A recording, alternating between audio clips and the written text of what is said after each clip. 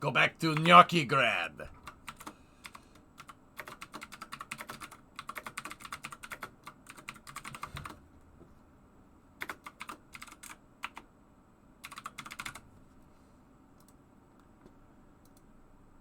I brought peace to my new empire. The peace deal is the worst deal in the history of all deals. Yep. Recommend peace lead peace conference. It allows you to make decisions better than the game lets you. Yeah. Yeah, it's all right. We did pretty good there, man. We did pretty good. That was probably... I'm pissed because that was probably... I never lost a tile. Ever. Like, if you watch the last two VODs, I never lost. Ever. We did not lose. Everything I set out to do, we absolutely won, which is kind of nuts when you think about it. Anyway, I'm going to take 5. And who cares about Kazan? Clearly they don't. I'm going to take 5 and then we'll go from there. I'll be back in a second.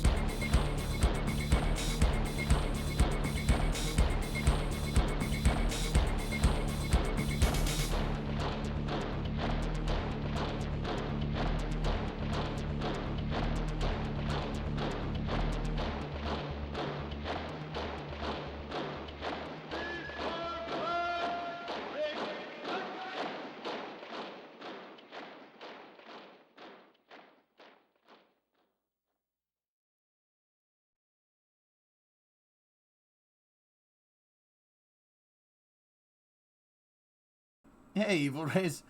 Thanks for the raid, buddy. Did you make it on time? Yeah. I'm just organizing some space news links here from over the weekend. You know, because the days that I take off are the days where we get a mountain of space news. So you know, yeah, I got that going for me, which is nice. So I'm just compiling the links here, and we'll get one more. You guys will get one more song, and then I think we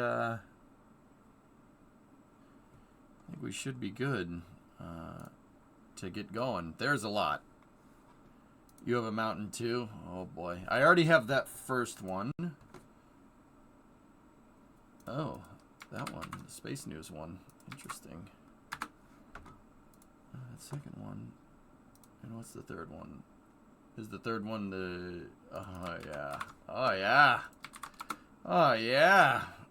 Dude, there's all kinds of stuff. Anyway. Well, of course that's when the news happens. It's because you're not here. Yeah. Yeah, pretty much. All right. One more song, and then we'll get going.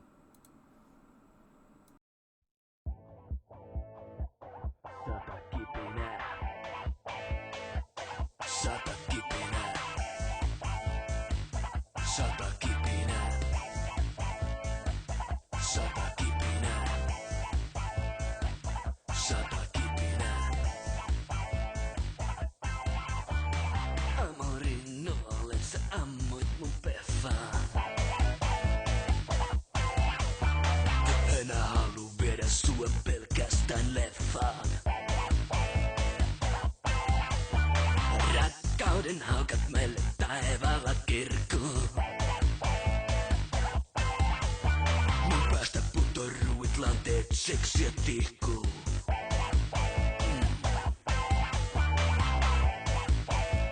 Seksiä tihkuu. Saivat mun touhi sydämään pensalla kastoisen.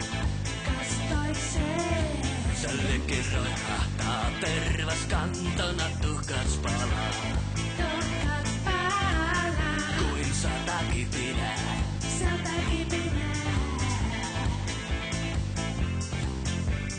Rälläkää mun rakkauden sulle suihkua.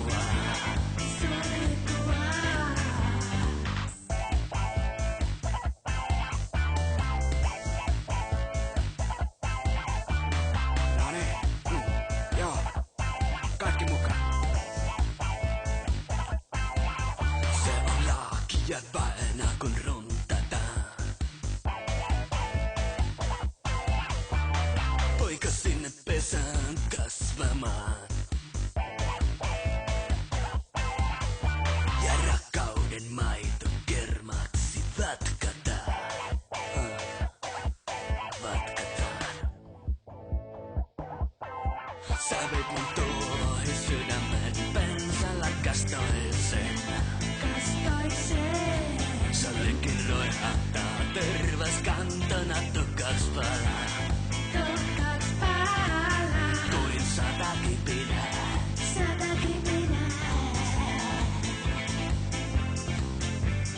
Rälläkää mun rakkauden sulle suihkua.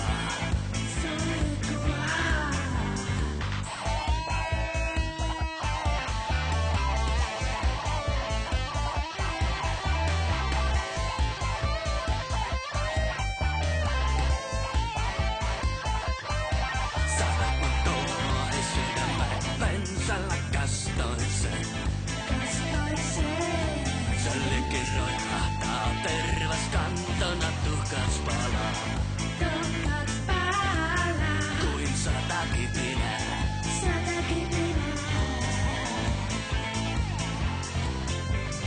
Rälläkää mun rakkauden sulle suihkua. Sata kipinää. Sata kipinää. Sata kipinää. Sata kipinää.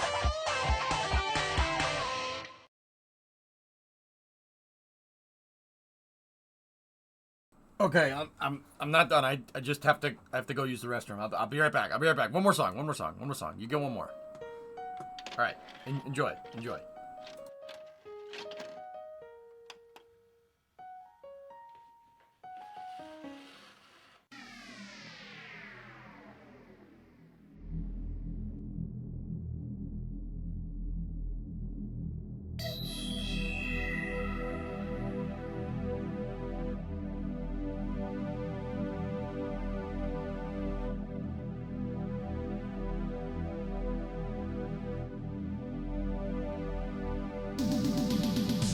Mikä tämä on? Tää tunne levoton. Mikä nyt vetää niin kauas galaksiin? Maailmalta taakse nyt jälleen tähän avaruustanssiin. Maailmalta taakse nyt jälleen tähän avaruustanssiin. Tunnetko sen? Voltteen kosmokseen. Meitä odotetaan uuteen maailmaan. Tanssitaan, rakastutaan, lennetään. Tanssitaan, rakastutaan, lennetään. Maailmalta taakse nyt jälleen tähän avaruustanssiin. Maailmalta taakse nyt jälleen tähän avaruustanssiin. Maailmalta taakse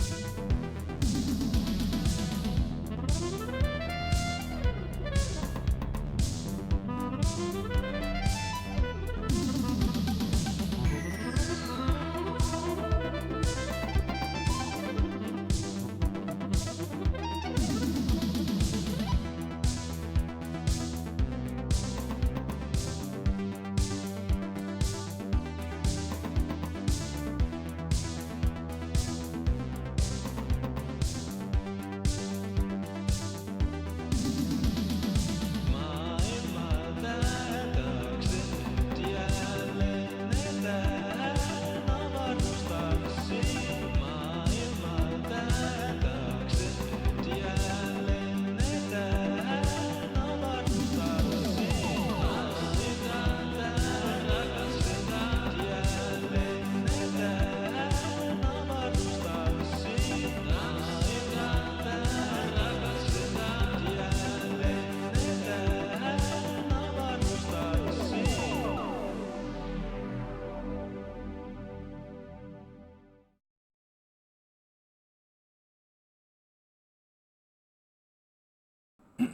Hello. All right, let's get space news going here. Let's get it going. So, all right.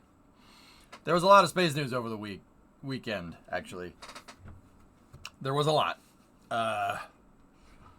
Yeah, I guess we'll start off with Stratolaunch. Stratolaunch, here, take a look. So the Rock, which is Stratolaunch's gigantic freaking plane, that's designed to drop rockets off of the center and fly up into space, tested the Talon vehicle, a hypersonic test vehicle, and it worked. Who's this guy? I was enjoying the music. Yeah, there you go. Music was good. Ship 29 testing is complete. 2 new transport closures for the coming 2 days, with one of them being used to transport the ship back to the production site. Yep. Okay, that's Starship news. But yes, check that out. So let's see. They did post more. Here. Watch. Yeet!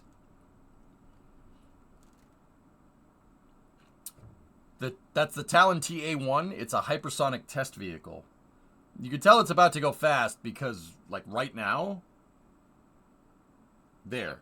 That's going to make it go really fast. And they did actually achieve Mach 5.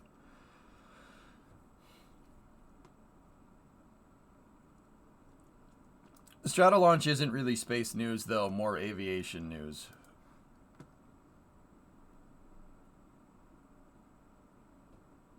You see what you just did there? Don't do that again.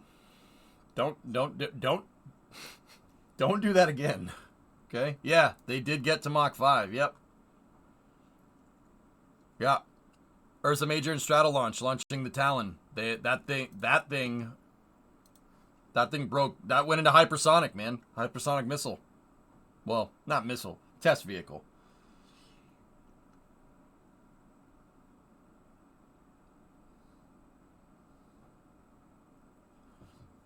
It's fact they're not focusing on spaceflight anymore, just hypersonics. Yep, you just did it again. You did that thing that I just said not to do. You did it again. That's cool. Can Stratolaunch be manned? There's people on board. Not the launch vehicle, I don't know. This thing, probably not. Fine, you know, we don't have to talk about it anymore. But it's cool. Did go Mach 5. It's pretty sweet. They also, here, if we scroll down a little ways, look at all these talented people. Uh-oh. What's that?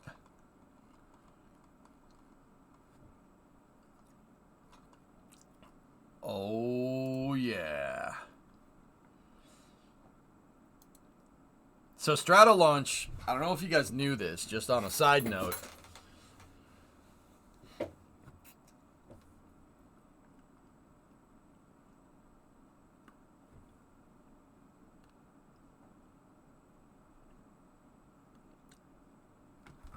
If you're wondering where they got that 747 from, that's Virgin Orbit's 747. That's Cosmic Girl, ex-Cosmic Girl. But they didn't go to waste. They're going to use that for launching things too.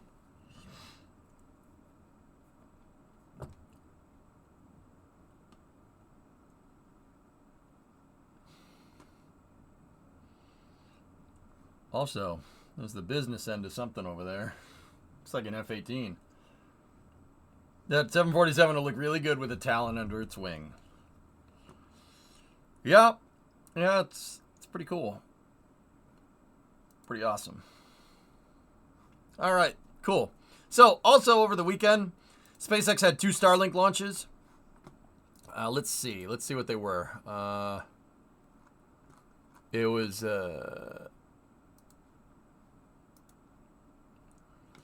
so we had Starlink 717 and Starlink 643. This one right here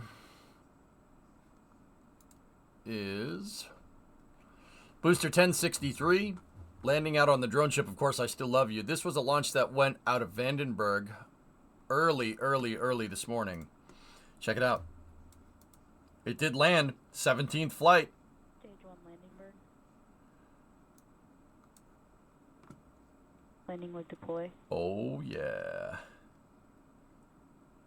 Stage 1 landing confirmed. Yeah, little rough on the landing there. It was a hypersonic test vehicle, Ollie. Yep.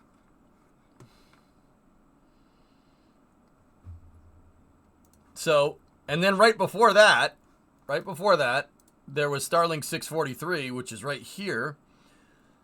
And this was Booster 1077 with its 11th flight.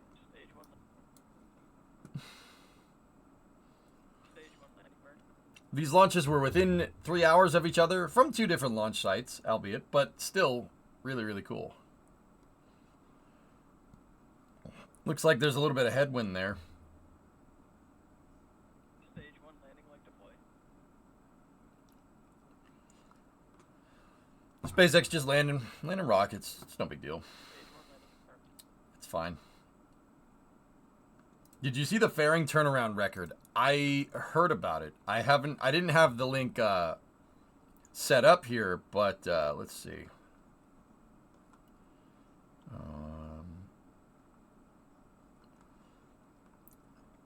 Where's that thing about the fairings? Hang on. Thomas actually talked about it.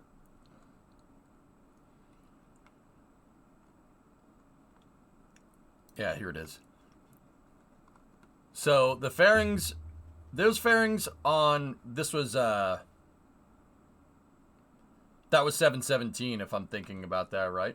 These fairings recently supported SF-124 only 25 days ago, marking the fastest turnaround. Nope, that would have been Starlink 643 then. Marking the fastest turnaround for fairing reusability to date. 25 days.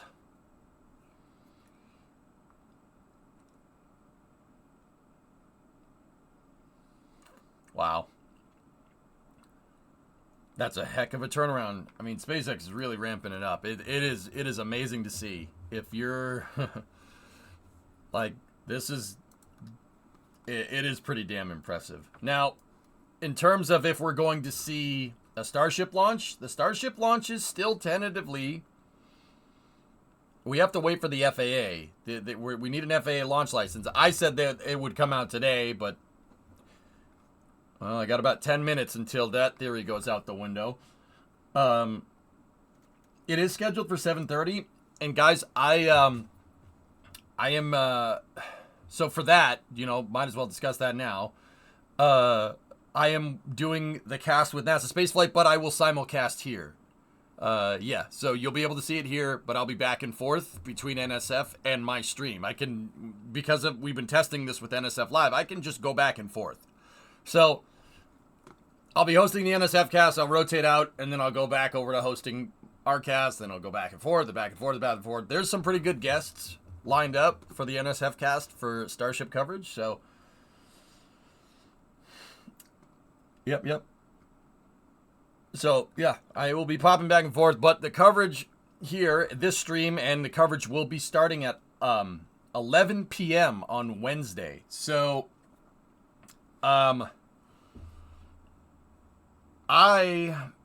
what I need to do for the next 2 streams is ruin my sleep schedule.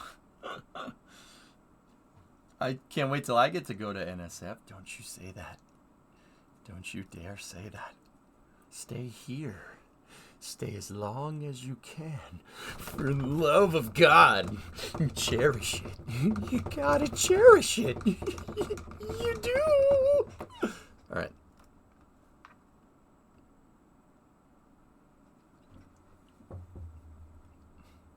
What? I knew that would work.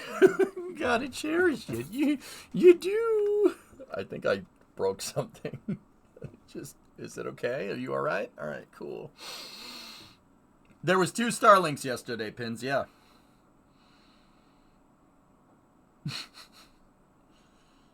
What is it that you say? Never do that again? Yeah. Mm-hmm. So yeah, I will be hosting that cast. So what we have to do, like I said, over the next 2 days is completely ruin my sleep schedule. So that means late streams. Hey, late streams, which is why I made the normally an idiotic decision of playing Workers and Resources after Space News.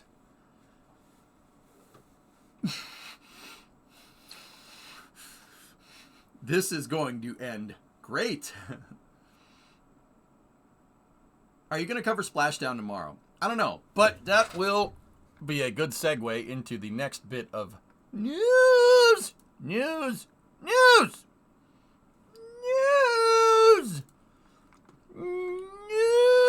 Sorry. All right. Crew 7 did undock from the ISS actually about 5 hours ago. And they are on their way back down. Let's see. Where SpaceX has been doing so many things, I can't find the exact tweet. I'm not even kidding. I'm trying to look for it. There's liftoff. That was 6:43. Oh, here we go.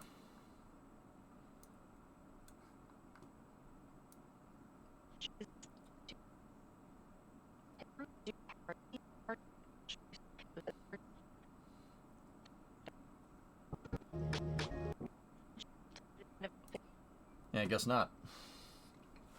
Crew 7 primary recovery zone is off the coast of Pensacola. Ship Megan recovering. So they did undock. I thought that was the footage, but it's not. It got lost in the coverage there. Let's try this one. This one's 50 minutes though. International. Okay.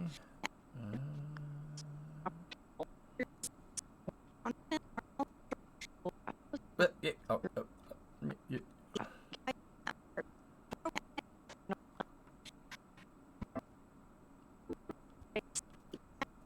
Nope, that's not. So they may have undocked in a blackout zone, place where there's either a handover or something, because we didn't really see any pictures there. I'm curious, does Dragon have Orion heritage? No. Completely its own thing. But, okay, well, I mean, I guess I could show you the Dragon separation confirmed right there. There it is. Yeah, Fancy, it's a good game. You're minding your own gravel. All right. Yep, there we go. The Follow Dragon. Sweet.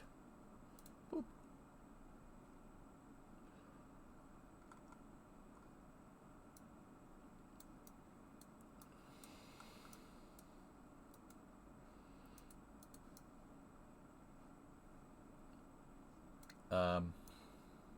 All right. This is fine. Hey, I just invaded that country. All right, in Hearts of Iron. and that country. All right, hell yeah. So, I'm not sure why there's only showing one dragon, because there's definitely two dragons in space right now. But hey, that's good. This is fine. This does show the ISS's tilted inclination, which is pretty sweet. It's going to take a second for Florida to get into, or Pensacola, I guess, to get into position. The landing site is right there. Earth's got to rotate over there and catch up. And it's okay, though. We're always catch-upping. I mean spinning. I mean gravity. Wait. Hey. Anyway. So, yeah. SpaceX. Last week, Crew 8 went up. This week, Crew 7's coming down. 2 Starlink launches. Reused fairings. 17th flight of a booster. They are just... It's ridiculous. They're going way into overdrive, guys. Unbelievable. I said it once, I'll say it again. I've said it actually many times, but this is like... This is the point where we went from flying around in like... Here.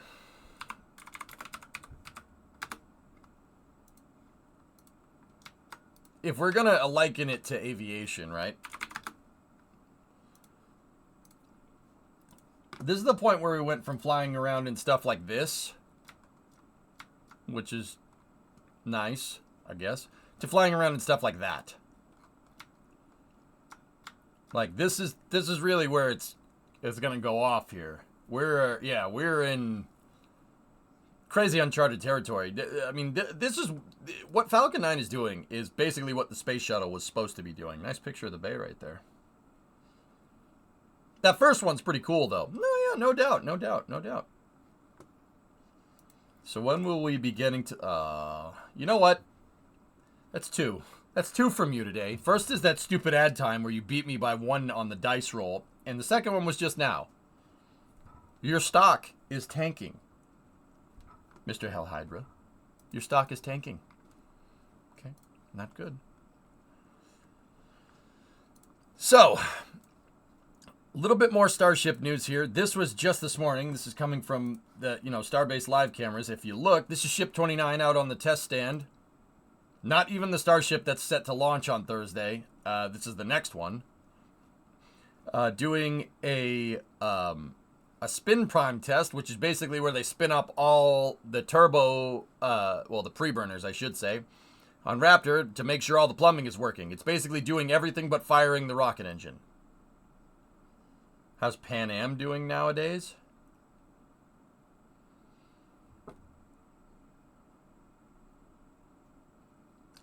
Pan Am.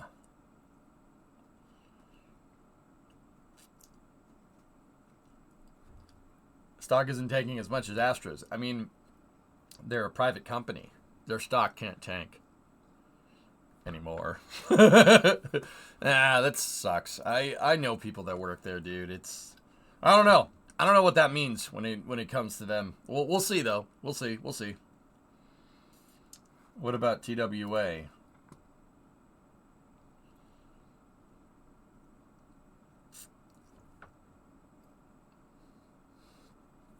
I know what you guys are doing right now, and I don't like it.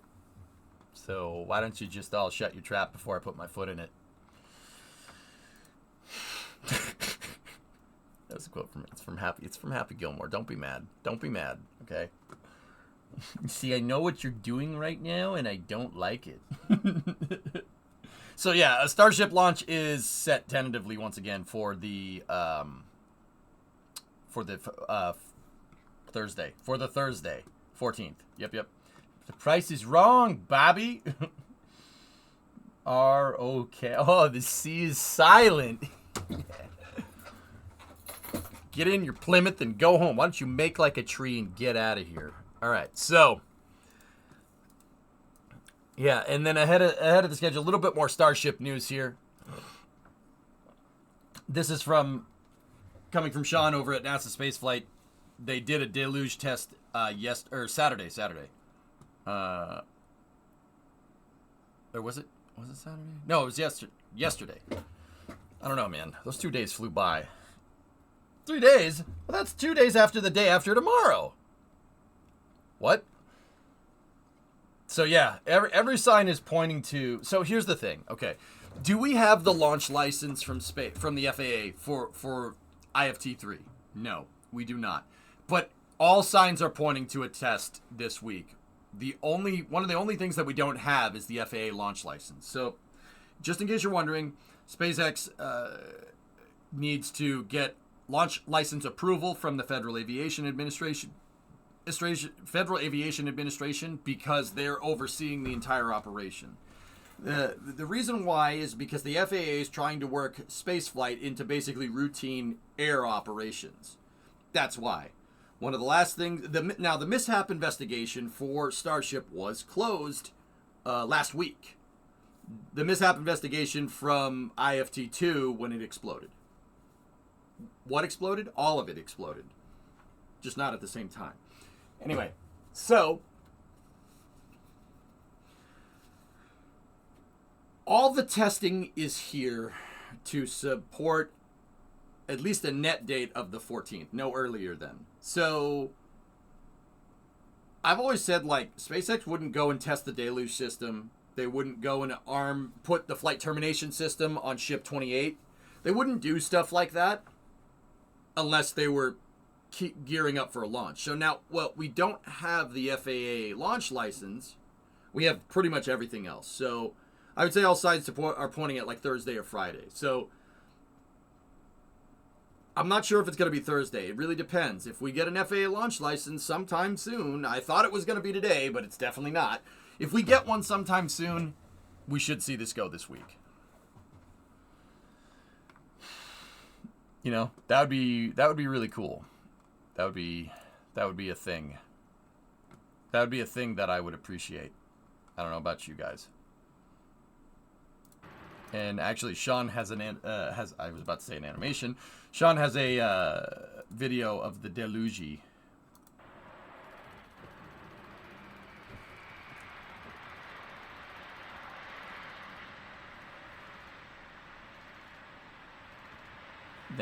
That's a lot of water.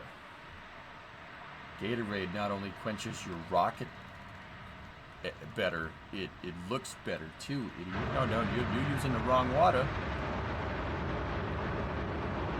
Gatorade. H2O. Gatorade. Your IFT3 prediction? I think it'll go. Deluge A, what about Deluge B?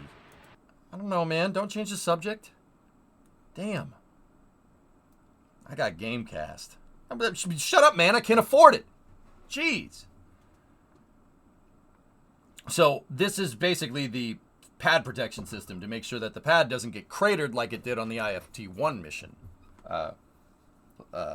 last year. That was last year. Not gonna lie, I kind of hope for a Friday launch because I will definitely be able to watch the launch a lot more comfortably. Yeah. I brought my Pop Spear Gat. I got Gamecast, man. So, we'll see, dudes. Everything, all the signs are pointing to this being a thing this week. We'll see. We'll see what happens. And once again, I am doing the cast simultaneously. I'll be popping back and forth between here and NSF. So it will be simulcast, but I'm keyed into their feed, but I can also broadcast from here, which is cool. I can pop back and forth without disconnecting the stream. We figured out a way. Well, there it is. Are those water tanks or fuel tanks to the right? Those are fuel tanks, Jens. Well, it's actually a long story.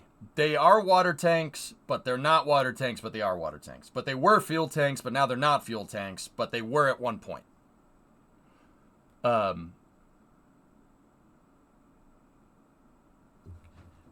Currently, they are not fuel tanks. let me put it to you like that. They were at one point, but they broke. And then SpaceX made other fuel tanks instead of taking those ones apart. And then just took those and made them water tanks instead. Does this help? Where will you be at T0? That's how I'm not sure. I think I'll probably be on the NSF cast. But don't worry. I'll be able to pop back and forth between here and Twitch chat, etc., etc. I don't have the schedule yet for how they're gonna set up the cast, so we'll see. It's gonna be one or the other. We'll find out. Aren't they a little too close to the dang launch site, like right next to it? I mean, they're there, and that's part of the reason why they aren't fuel tanks anymore, if that helps. Yeah, that's part of the reason why they're not. The fuel tanks are actually down a little bit earlier, or a little bit lower, a little bit earlier. Nice. So, here, let me go back over here. So, those are water tanks. Yeah, actually, I don't know what's in them nowadays. There used to be 8 of them. Now there's only 4. They dismantled most of them. The fuel tanks are behind this big concrete berm right there. It's actually dirt with concrete reinforced over it. They're right there, and there's a deflector, so the flames will go up and over. Yeah, the fuel tanks are actually closer. They're actually right here. Is it a little bit more risk adverse than like putting them way over there? Yeah, but real estate's at a premium down at Boca Chica, so that's probably why they're close. I've heard things, Aqualex. Long story short, yeah, they didn't work. I've heard they broke. I heard Texas didn't like it. I heard they weren't up to code. It's probably all those things, but probably none of those things at the same time. You know what I mean? Why are we here? Why are you here? Why is anybody here? Why does everybody drive a car? I don't know. They probably should just be driving a Lincoln.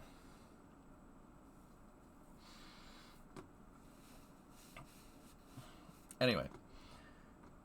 When is Starship scheduled for Rudd? At the end of the test. At the end of the test, Starship, if it makes it that far, it's supposed to belly flop into the Indian Ocean, which... in which case there will be no more Starship. But your excitement will be guaranteed. All right.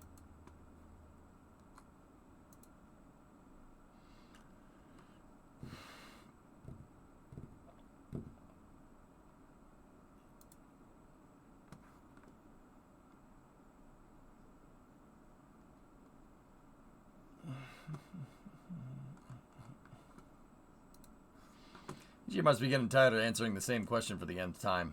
It doesn't bother me. If it bothered me, I wouldn't have been doing this for this long. It's alright. All good. Where's the booster going? The Gulf? It will try to do a propulsive landing and then plop itself into the ocean. Yeah.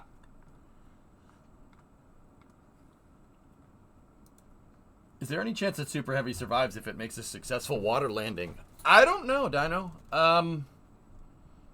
I don't see why there wouldn't be a chance, but I mean, what are they going to do? Go and fish it out? I'm not gonna lie, that would be kind of sweet. Have you looked at the flight timeline? Yes, I have. I mean,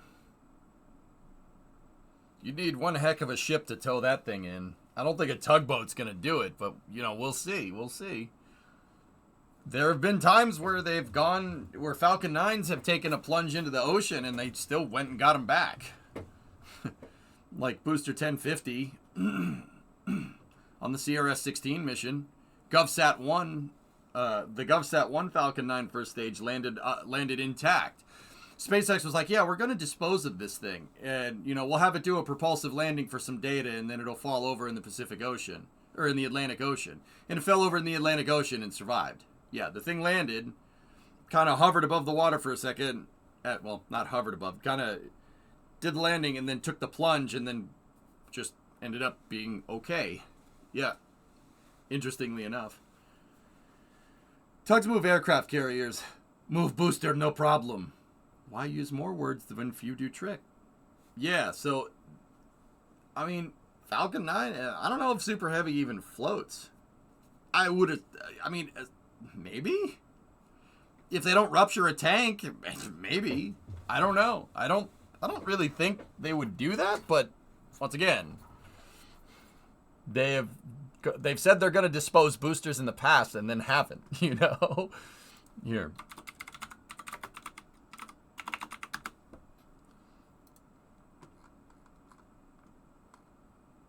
Here, let me show you.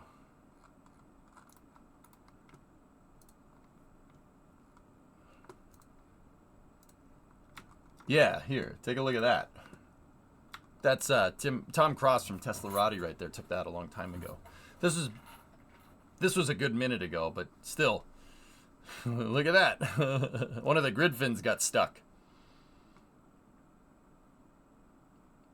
Yeah, they're gonna have to. If it lands intact, they're gonna have to dispose of it or tow it in. I mean, like, Savvy, I don't know. Like, let's think about this. So say the thing lands. It's probably, Super Heavy will probably come down, I don't know, 400 miles offshore.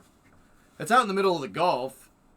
And I'm not going to sit here and pretend like there's not infrastructure out there to do this. There absolutely is. There's oil rigs out there. There's a lot of them.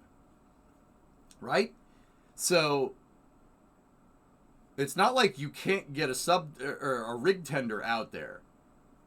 It's not like there isn't infrastructure out there. There absolutely is. It is the Gulf, JPD. Starship launches from Boca Chica in Texas. Go collect it yourself and add it to your collection. How am I going to get that? Even if I could do that, how am I getting that to Massachusetts? How does that work? What's sad is they could have landed it. On what? It has no landing legs. The Ford will tow it. Yep. Mm-hmm. Yeah, Dino, I don't think that they would unless, like, the thing is, like, fully intact. Like, no dents, everything is A-okay, right? Like, that thing has to be mint. As mint as 1050, but you guys got to remember, they went and recovered 1050, but they didn't reuse it. They scrapped it. So, what's sad is that they could have landed that core that went in the... They did land it, dude. Hernock's new truck. That could tow it. Suborbital hop it home. What do you land it on, dude? Do you just land it on the Raptors? That would just make a mess around your launch site and screw up the next launch because you have to pick up the pieces, you know? But, I mean, dude, here's the thing. I think because, dude, it's like SpaceX is like iterative design. I don't know, dude. I don't, like, they might. I think, like, if the thing lands and it's, like, perfectly intact, which is very unlikely, but in the event that it is, I think that, you know, it depends. If it did something that they're like, oh man, we gotta go and get that, they'll try. I mean, I don't see why they wouldn't. It's not like there's a shortage of tugboats out there in the Gulf. They're everywhere because the oil rigs, right? We would have no house. There would be no house left, Aqualex. But yeah, that's cool. Yeah, it's a problem for after landing. I think it would be great. Now, in terms of Ship 28, that's not coming back. That's not coming back. Ship 28 is not going to do that. It's just going to belly flop right into the ocean. They could get usable data worth recovering it for. Yeah, sure, Iglulik. I mean, don't get me wrong, guys. I'm not... I would want them to go and get it. Just saying. I would want them to go and get it. Like, I'm on team, let's go get that thing, fish it out. That would be really cool to have. You know, you could inspect these raptors, flight-proven raptors at that point. Even if they've been dunked in the ocean, it would still be something cool to learn, but who knows? I don't think SpaceX is going to do it if it messes with their processing, their like main processing flow. What does that mean? Once this thing goes, get the next one teed up. Get the next one teed up as fast as possible. Starship reuse is this is a personal theory, but I don't think Starship reuse is being prioritized right now. The reason why I don't think it's being prioritized is because, well, they have a lot of testing to do to get that human landing system working, to get the lunar lander variant working. That would be priority one, because that's your short. That's the long lead item. I mean, personally, I don't think it is, but that's your long lead item for the Artemis program. If it makes it through reentry.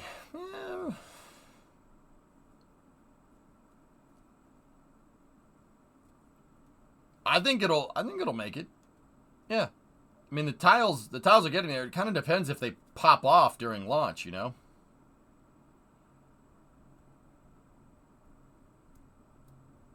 HLS is a paid program. Yeah, I don't think they're prioritizing Starship reuse just because of that.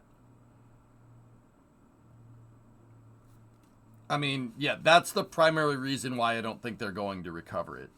But who knows? If only there was a crane company that had crane tugs and a barge that could go get it. Is that the same crane company that claims they've been stretched thin with naval assets, Gully? That's weird. They probably have a plan in place to deal with it if it lands and is in any way floating.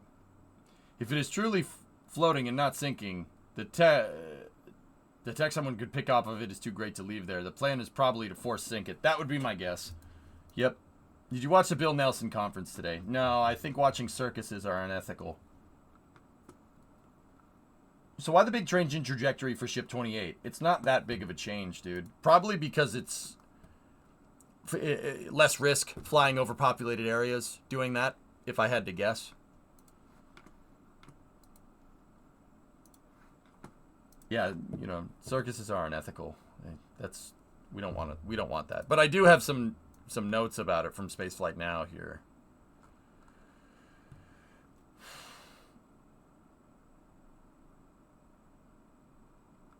Just hit it with an ICBM after it crashes. An ICBM, just a missile. Just the missile knows where it is. It'll find it. All right. So, with that being said, I didn't watch the state of NASA because the last time we watched the state of NASA, it was just them talking about how much they like space for like 3 hours. Yeah, when we watched it last year, it was borderline annoying. So I didn't, but Spaceflight Now has a thread here on X about it. Let's see. Happening now, the administrator is leading a State of NASA presentation. Here's an overview, which includes the recently passed continuing resolution. All right, let's see.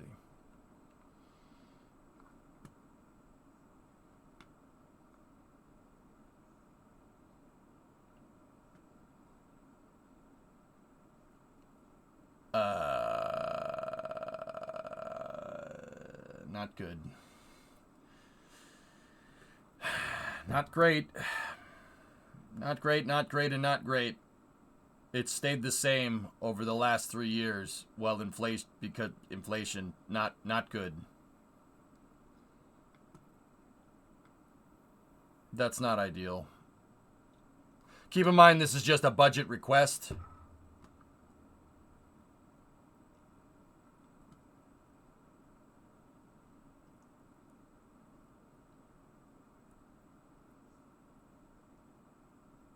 Yeah, that's not even enough to stay with inflation, dudes. We'll see. Moon to Mars. Space operations.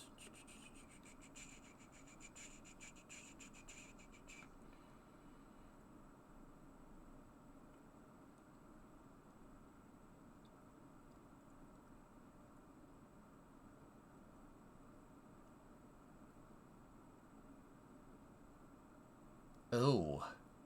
Oh. No. No. No.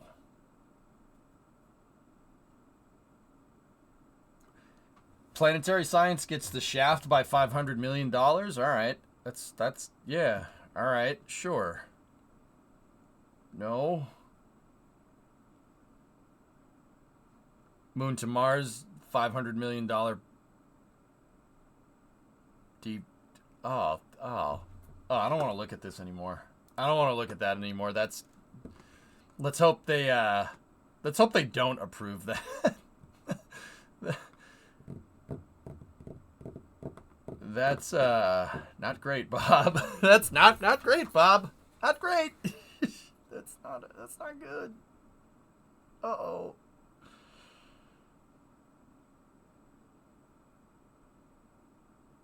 Okay.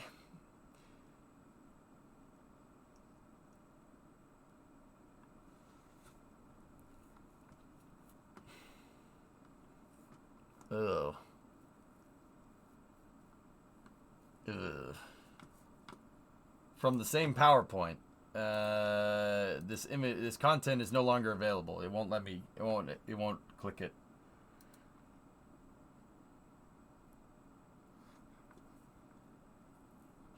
So Nelson says they will be constrained by budget cuts in fiscal year 25 as well, but they will push for greater resources in 26 once these constraints are reduced.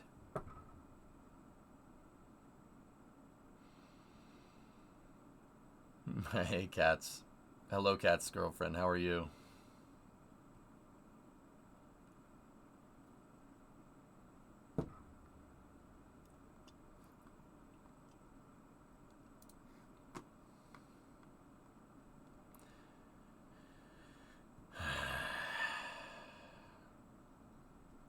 Future of the Artemis program. Here's some slides. Let's see.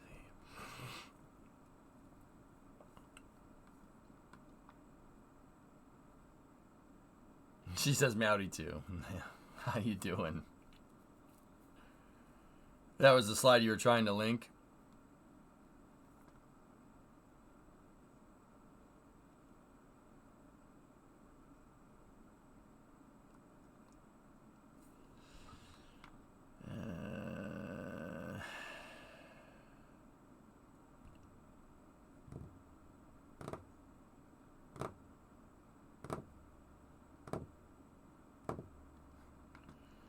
If you want the fun stuff, I kind of don't. I kind of don't.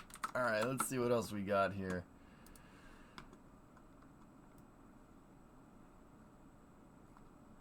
Let's just, let's just go back here.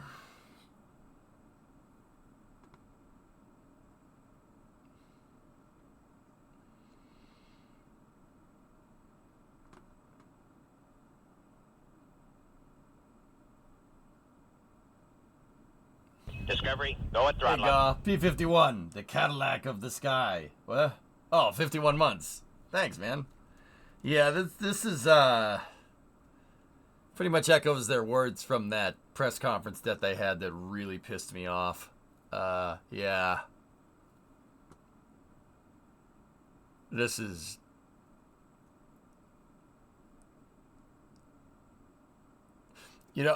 all I'm gonna say is just because you put sustainable, and sustaining in the schedule doesn't mean that it is. You could say it as many times as you want. I'm just putting it out there. I'm just putting it out there. You could say that as many times as you want. That doesn't mean it is. It's sustainable. It's sustainable. It's sustainable. No, see, it has sustaining in the name.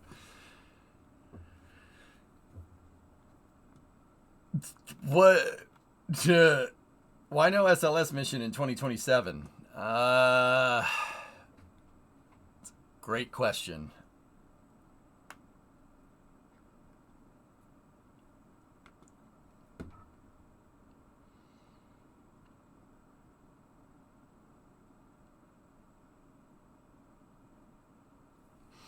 It's because Artemis 4 is a SLS Block 1B, and the 1B variant needs a different mobile launcher. And for whatever reason, it's going to take $2 billion in 3 years to build a new mobile launcher. They can't use ML1 because ML1 was designed for a vehicle that was frankly 1/3 the weight, actual weight of an SLS stack. So when they go to upgrade to the bigger version of SLS Block 1B, the mobile launcher won't be able to hold it up. It'll bend. It'll fold under the weight. Yep, fun fact. So they need to build another mobile launcher.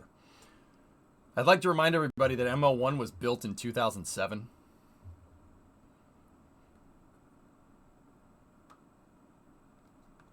Just saying. Yep, and this was the most sustainable solution at the time. Yeah, they use the same contractor. Yeah, it's weird.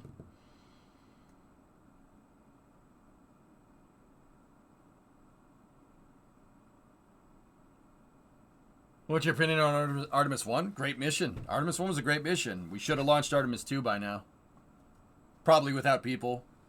Or, well, even with people. But I like the Artemis program, to be honest. I just don't... What I don't really like is that they always say it's sustainable. They always say it's sustainable. How is launching once to the moon every 2 years sustainable? How is that possible? It's weird. Why didn't one have life support? Discovery, go at throttle up. Because that's the testing regime from Lockheed that NASA accepted for their Orion, for the Orion capsule. NASA gave Lockheed a criteria for when they need the Orion capsule working, and this was the testing regime that they said that would get them there, and it didn't.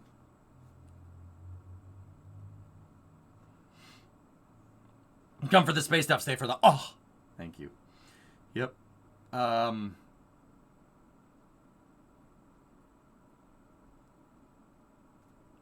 Yeah. Yeah. Because I almost don't want to keep looking at this. It's gonna be annoying. It's gonna piss me off.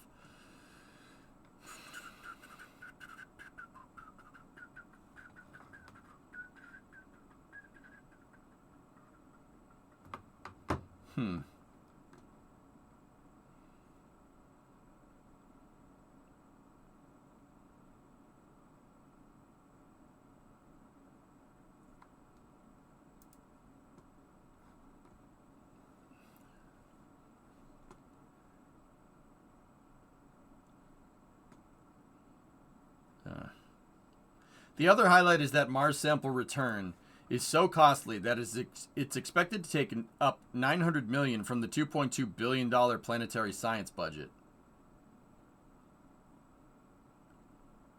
I think it'll do just fine, Taze, yeah.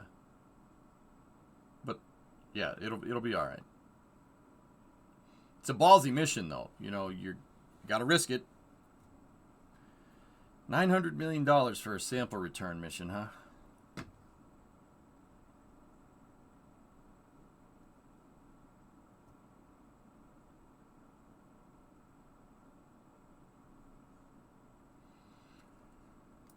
Oh boy.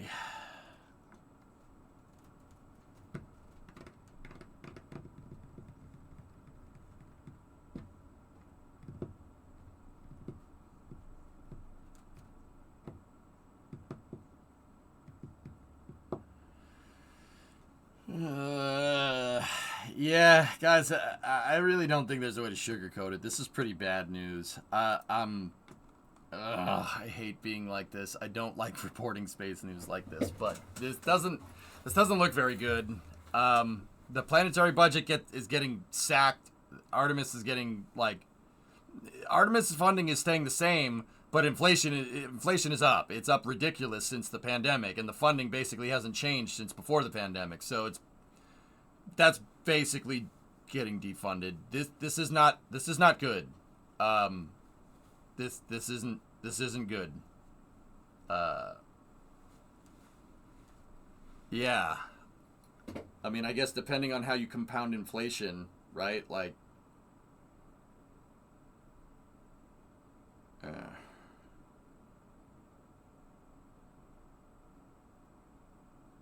looking at more of it now. This isn't good.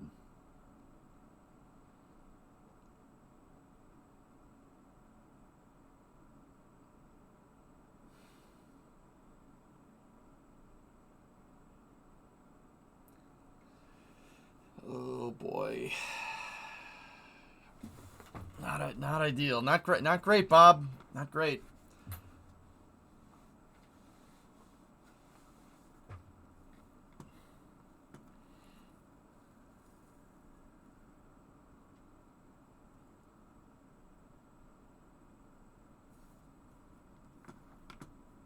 Yeah. Nice. That's a good one. Guys, I'm honestly sifting through this, and I'm trying to find some good news. Did anything Moon to Mars did anything get a funding? Moon to Mars lunar systems development. Okay, so they shifted some to landers, which that's pretty good. Human exploration requirements and architecture, they increased the budget on that one. That's probably something you should start figuring out. I'm not necessarily 100% on board with figuring out the requirements before you design the lander, or after you design the lander, but hey, that's fine. Ops, the ISS is basically staying the same. Space transportation is commercial crew. That's getting an increase, which not much, but it's a little bit of an increase. Okay, flight and support is getting a little bit of an increase. Commercial low Earth orbit development is getting destroyed. Oh.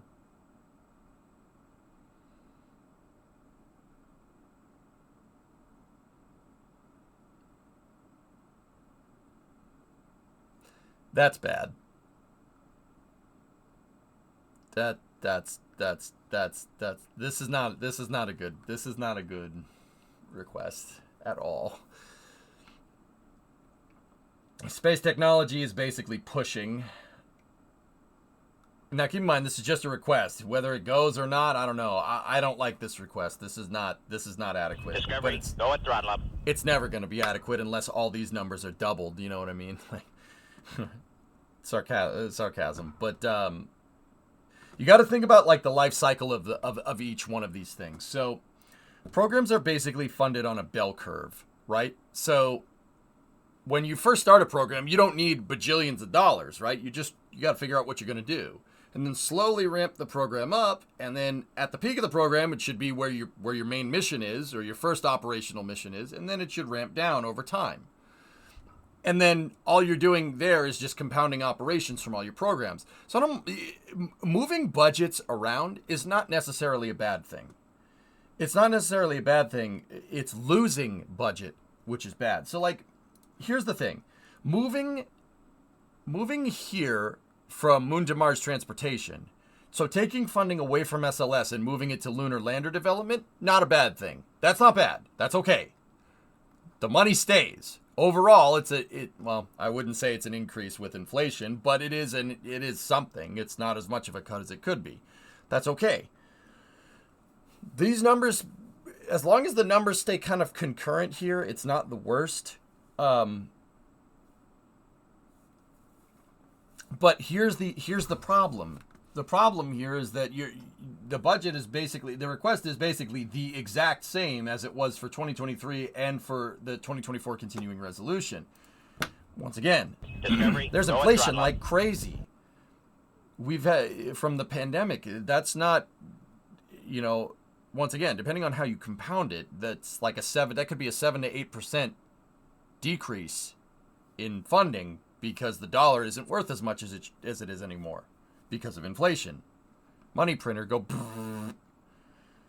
What's your opinion on the White House requesting $25.4 billion for NASA in its 2025 budget? I'm actually explaining that right now.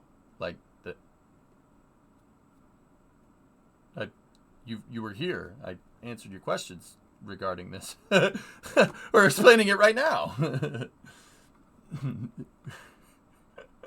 T-Money with the 36-month resub and hired at a 62-month before that. How's the news? Hired. It's not the best, dude. I'm brain dead. No, it's good, man. I was like, wait a minute. So when somebody asks me a question like that, I'm like, wait a minute, did I say something wrong? Because I'm trying to make sure I don't confuse you. Because a lot of this stuff a lot of my information comes at you pretty quick, you know. So lateral funding shifts is not that big of a deal as long as the money stays the same. But like, see, space technology is not good. That's a slight loss. But when you compound inflation on top of that, it's not good. That is a huge loss. Same with pretty much everything here.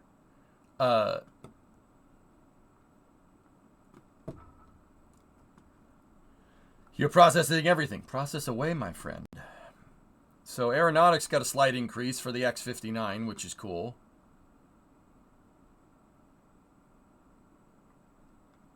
STEM has basically stayed the same, STEM engagement, which means it's down.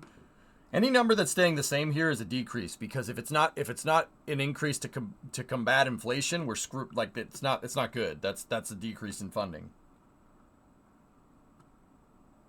Safety, security, and mission services. Mission services and capabilities, down. Engineering safety operations, down. Okay. Construction and environmental compliance and restoration, up. Construction of facilities is the same, which is down. Environmental compliance and restoration, up. Maybe enough. An Inspector General's office, 50 million.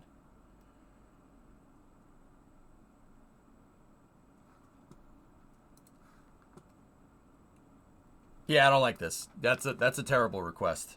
It's not the worst I've seen. It's not the best I've seen either.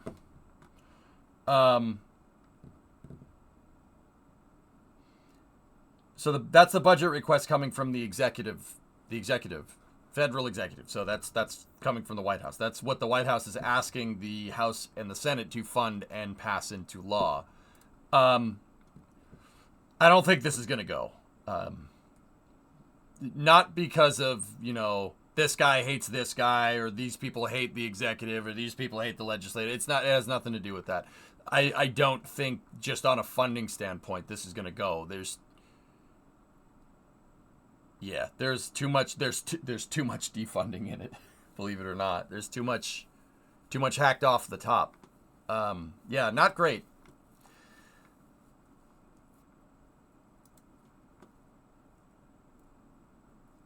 Here, let's see.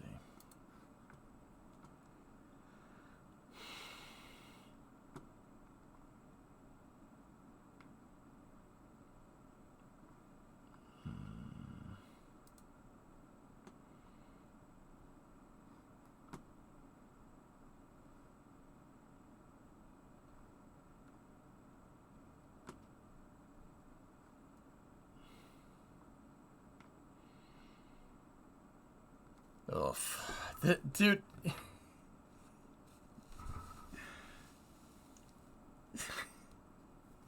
Oh my god.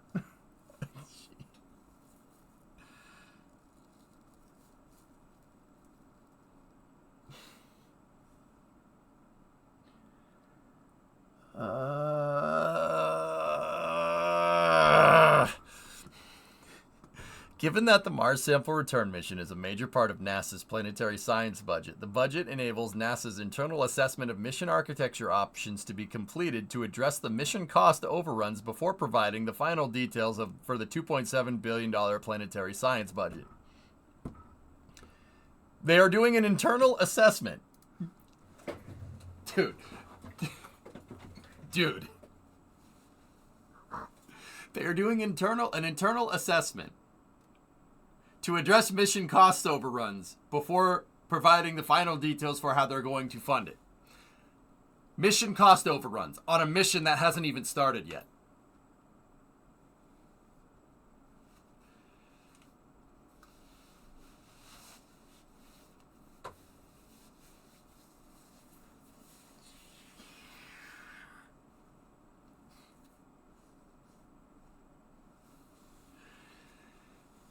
Oh boy. holding it in is unhealthy. I would get banned very quickly if I was candid with you right now. Oh, bro, what are you doing? Dude, oh, God, it hurts. It hurts. It hurts. Dude.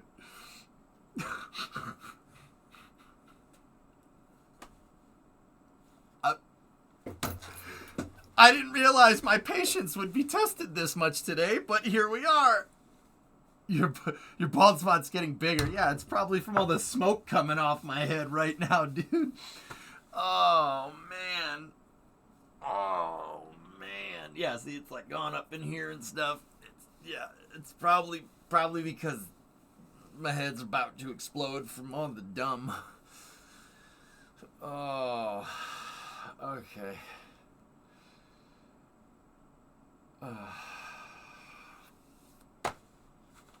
Yeah, that's not great.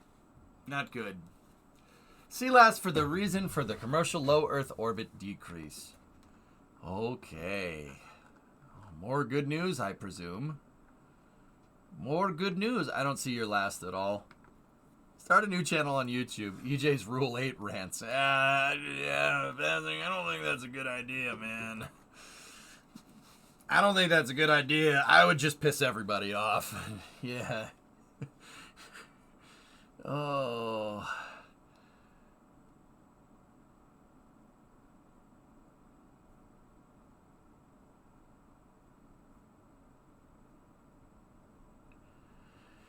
NASA's reasoning for the decrease for low Earth orbit is that they are moving the money to the Phase 2 contracts, which will be awarded in later years. My guess is the Phase 2 contracts are for Cleod. I would hope so, because, yeah, yeah. I mean, shifting funds, like I said. Laterally shifting funds is fine. Discovery, go at throttle up. Passing, oh my God. Okay. Damn. Thanks for the 20-pack, man. I appreciate it. Jeez. You're too good to me, man. I'm holding my tongue. I'm holding my tongue really hard here. This is a test. I'm really trying hard to pass the test right now. It's getting a little bit difficult, but I'm all right. I'm like Happy Gilmore. Go at throttle I'm up. like Happy Gilmore having the baseball. Yeah, I'm good. Yeah. Oh, that freaking hurt a little bit, but I'm all right. Yeah. You know. Human fart cave. All right. Just describe my garage. Welcome to Mission Control. You go at throttle up. Yep. I'm trying really hard not to get angry. Okay. Oh, boy. Yeah, we need to do an internal assessment of a mission. You know what? I need to read that again, just to make sure. Okay, all right. Okay. They frick you at the drive-thru. They know you're gonna be miles away. They know you get fricked.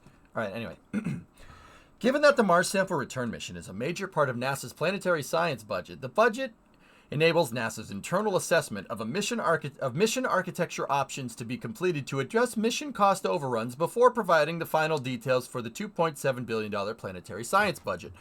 Based on this ongoing assessment, the funding levels for planetary science missions and the content below are subject to change.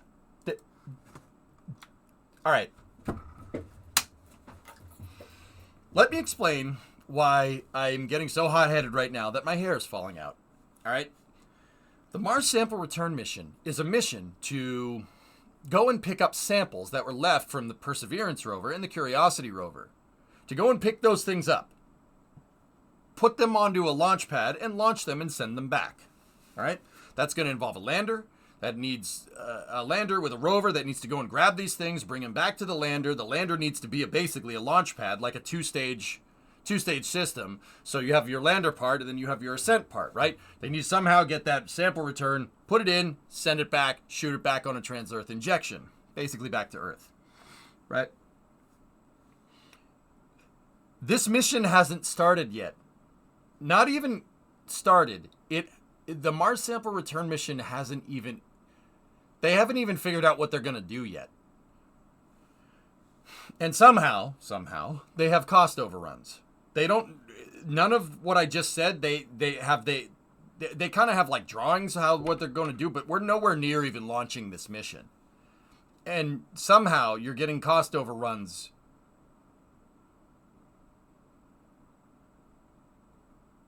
Now, okay.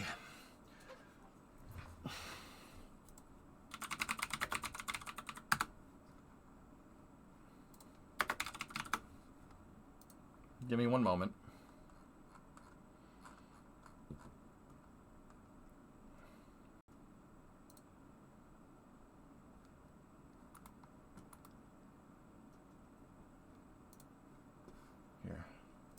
Here, my favorite book.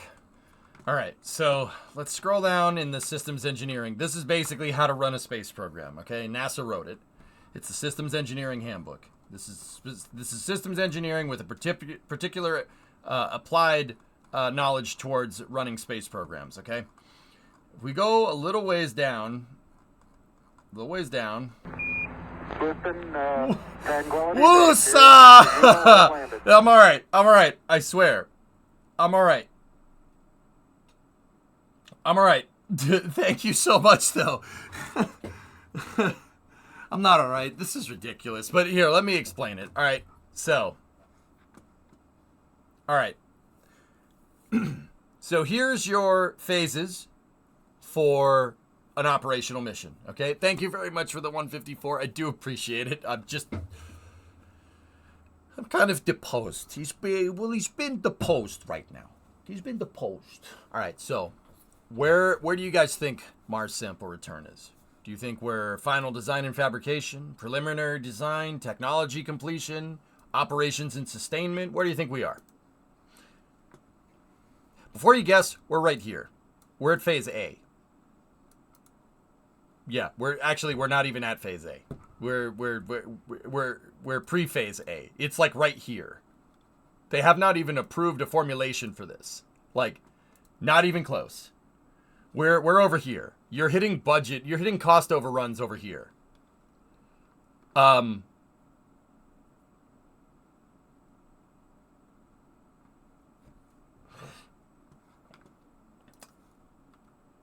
Yeah, here's okay. Let's find out exactly where they are. This is the OIG report. All right, let's see. What we found. MSR is facing significant obstacles completing its formulation phase. Oh,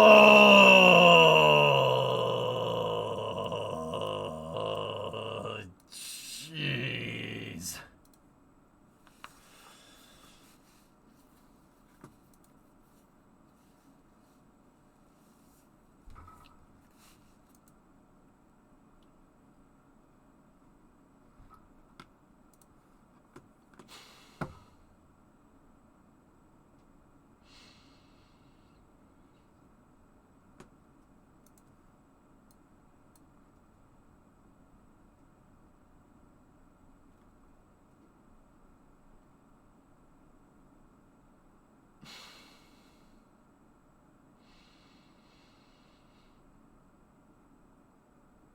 How do you get, how does this happen? Dude, how do you get cost overruns in pre-phase A? How does this happen? This is ridiculous. Dude, okay, pre-phase A. All right. You have friends? No, you don't have friends. It's fine. All right. Just say you did. Say you had imaginary friends. Say it's a Friday night, and you and your imaginary friends are like, bro, what should we do tonight? I don't know, man. What should we do? And then you sit and you have a conversation about what you're going to do on your Friday night, and you're going to have a good time, and it's going to be amazing, right? Right? We're at that point. We haven't even gone to the bar yet. We haven't even pre-gamed anything. What the frick? What the actual frick? You gotta be kidding me. We're not even at that point. We haven't even gotten, you and your buddies are sitting around the couch on Friday night trying to figure everything out. We haven't even gotten to that point. How is there cost overruns right now? All you're doing is talking about how you're going to get the sample return back. Dude, All you're doing is talking about it. You're doing the napkin math for it right now. How can that be, dude? Oh, woosa, woosa. Oh my God. How is that possible? How do you, that's impressive. That is impressive. How can you have cost overruns when you're planning? The planning phase, you are planning about that. How can you plan to have cost overruns? What the actual snot is going on here? Oh, Finkel and Einhorn, Finkel and Einhorn, Finkel and Einhorn, Finkel, Finkel, Finkel.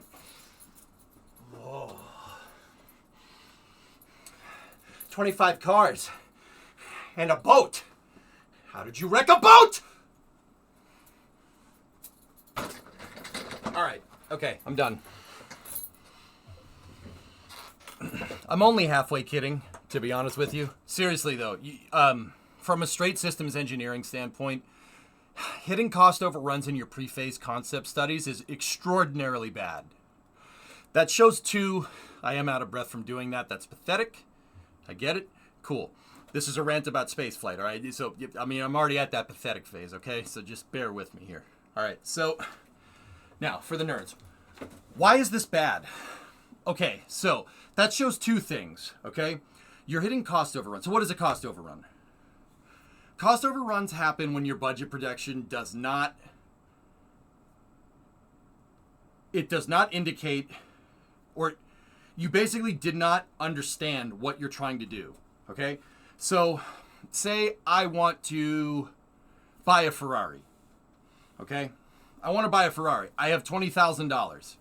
The Ferrari is $300,000, right? I go to the Ferrari dealership and I got $20,000. What are they going to do? They're going to be, all right, are you putting a down payment on this? I'm going to be like, no, I have $20,000 for this Ferrari and I want it. They're going to be like, no, you can leave now. Face the door, please. Right? So it wasn't as much as I thought it would be, right? Or it's too much. It's more than I thought it would be. Okay? This shows that their planning phase. So they said, I think it's going to cost this much to figure out how we're going to do this. Yeah, we've sent a lot of things to Mars. We'll get it back, no problem. It's going to cost $100 million.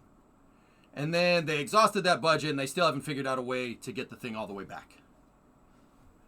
They are the phase A concept studies of systems engineering is basically the pre-production. You haven't even, it's not even pre-production. You're just trying to figure out what you're going to do. Somebody didn't even get that right. Somebody didn't get that right. That's ridiculous.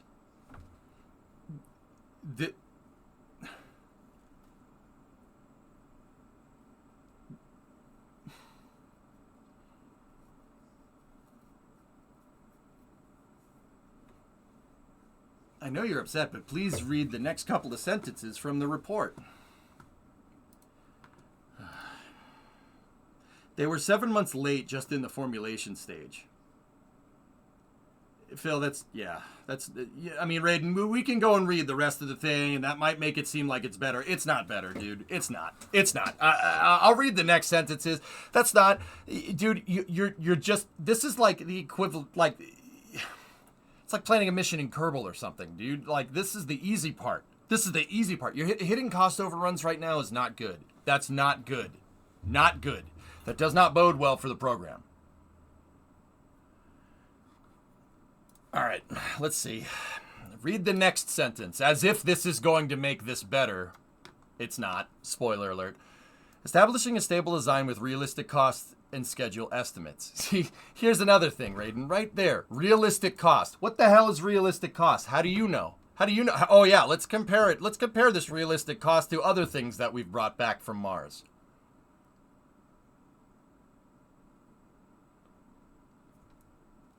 But wait. We haven't brought anything back from Mars. What does that mean? What does that mean? That doesn't mean anything. That's just words. You just said some words.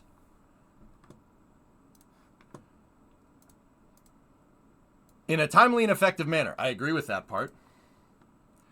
As the program prepares to recommend a life cycle cost and schedule baseline at KDPC.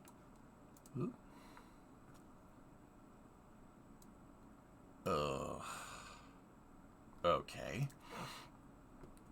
Those obstacles include schedule and design architectural issues with the CCRs. This is bad. Not good. The Creedence Clearwater Revivals are not happy.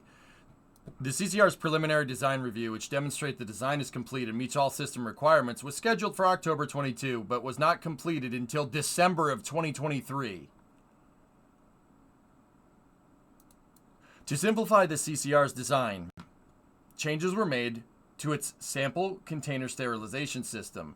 However, the new system's effectiveness must be studied and the technology matured before it can be used in space. Containment capture and return system.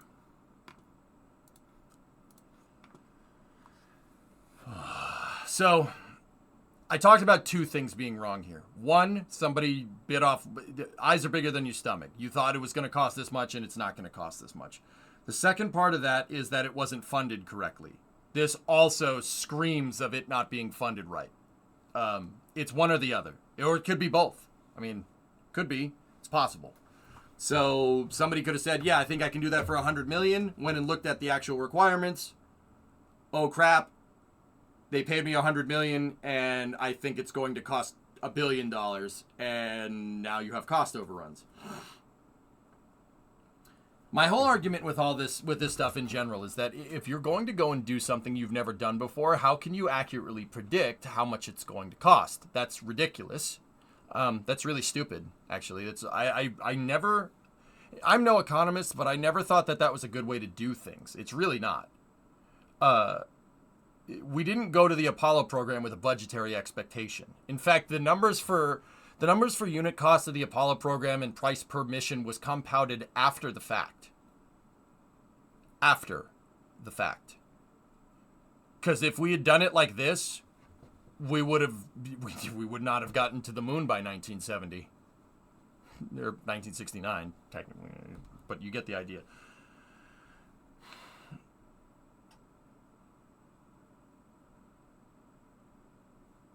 That's my worry, honestly, that this Investigator General is the biggest problem here with entirely unrealistic expectations. Yeah, Aqualux, that was my other thing. This IG report is fine, and it's really easy to say that you didn't meet your deadline, but, you know, they're recommended that they establish a stable design with realistic cost and schedule estimates. How the heck do you know how much this is going to cost? There is no budget report. Somebody could be a master economist. Hell, somebody could predict the future, and you still wouldn't know how much this is going to cost. Like, even if we had a crystal ball, you don't know how much this is going to cost. You know why? We've never done it. There's nothing to compare it to. There's nothing to compare it to. But also, yeah, down here,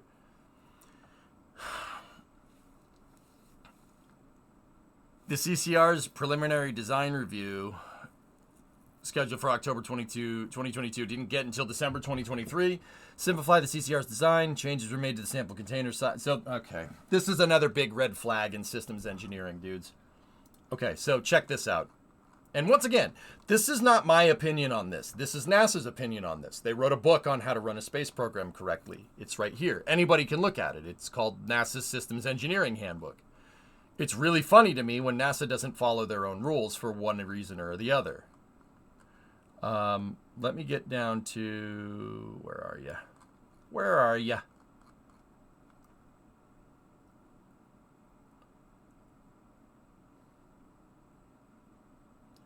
There's a graph here that shows cost versus time for funding and whatnot. I'm trying to find it. Give me a second. Well, I mean, this other thing that we have here will work correctly. Actually, hold on. Let me check. Let me get the hard copy here. Let's see where the damn graph is.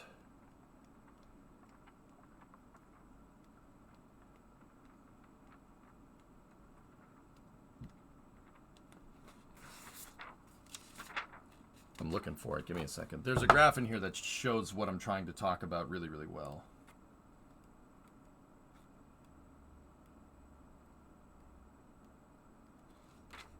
Ah, there we go. It's on page 13. Discovery, go at throttle up. 3, 4, 5, 6, 7, 8, 9, 10, 11, 12, 13. Here we go. So check this graph out. Cumulative percentage life cycle cost against time and time. So this is how your costs should ramp and, well, go down. Once again, you start low. You start low and you move up, and then operations through disposal. That's when it starts to go back down again, right? What this up here is committed life cycle costs, right? And percent chance of cost to change design direction, all right? What this graph basically says is that the further you get down this list, when you decide to change something, the more expensive it's going to be. You don't go and build an entire launch vehicle, right? Launch the capsule into space and then decide you want to change something. Like a life support system, for instance. I don't know what made me think of that. It's weird. That's weird. Anyway, so the further you get into this, right, the more it's going to cost. And in the IG report here, they're in PDRs for basically the sample container and return system, right? So they've gotten here. So they didn't really, they started to change here through preliminary design review, which is bad. That's in this area right here for development, right? And then once again, we saw that they're still in phase A for the entire mission, which is awful. That's just dude, not good. So once again, what are the two symptoms of this? One is eyes are bigger than your stomach. They thought it was going to cost this much, and probably had some really smart person try to come up with some numbers for them, which were ultimately wrong because you can't predict the future. That's always been my argument. Or they did come up with the right costs and said, hey, we're going to need like $1 billion to do this. And they said, well, you could do it for $100 million. And they're like, no, we can't. No, we can't. It's going to cost like $1 billion, like conservative estimate. Well, hey, could you do it with like maybe 200 million or something? No, that you didn't hear me. I'm not making myself clear. Hey, Vickers with the 40 months and I can beat you with the 55. Thank you. Is there anything wrong with SLS? No, SLS is just fine.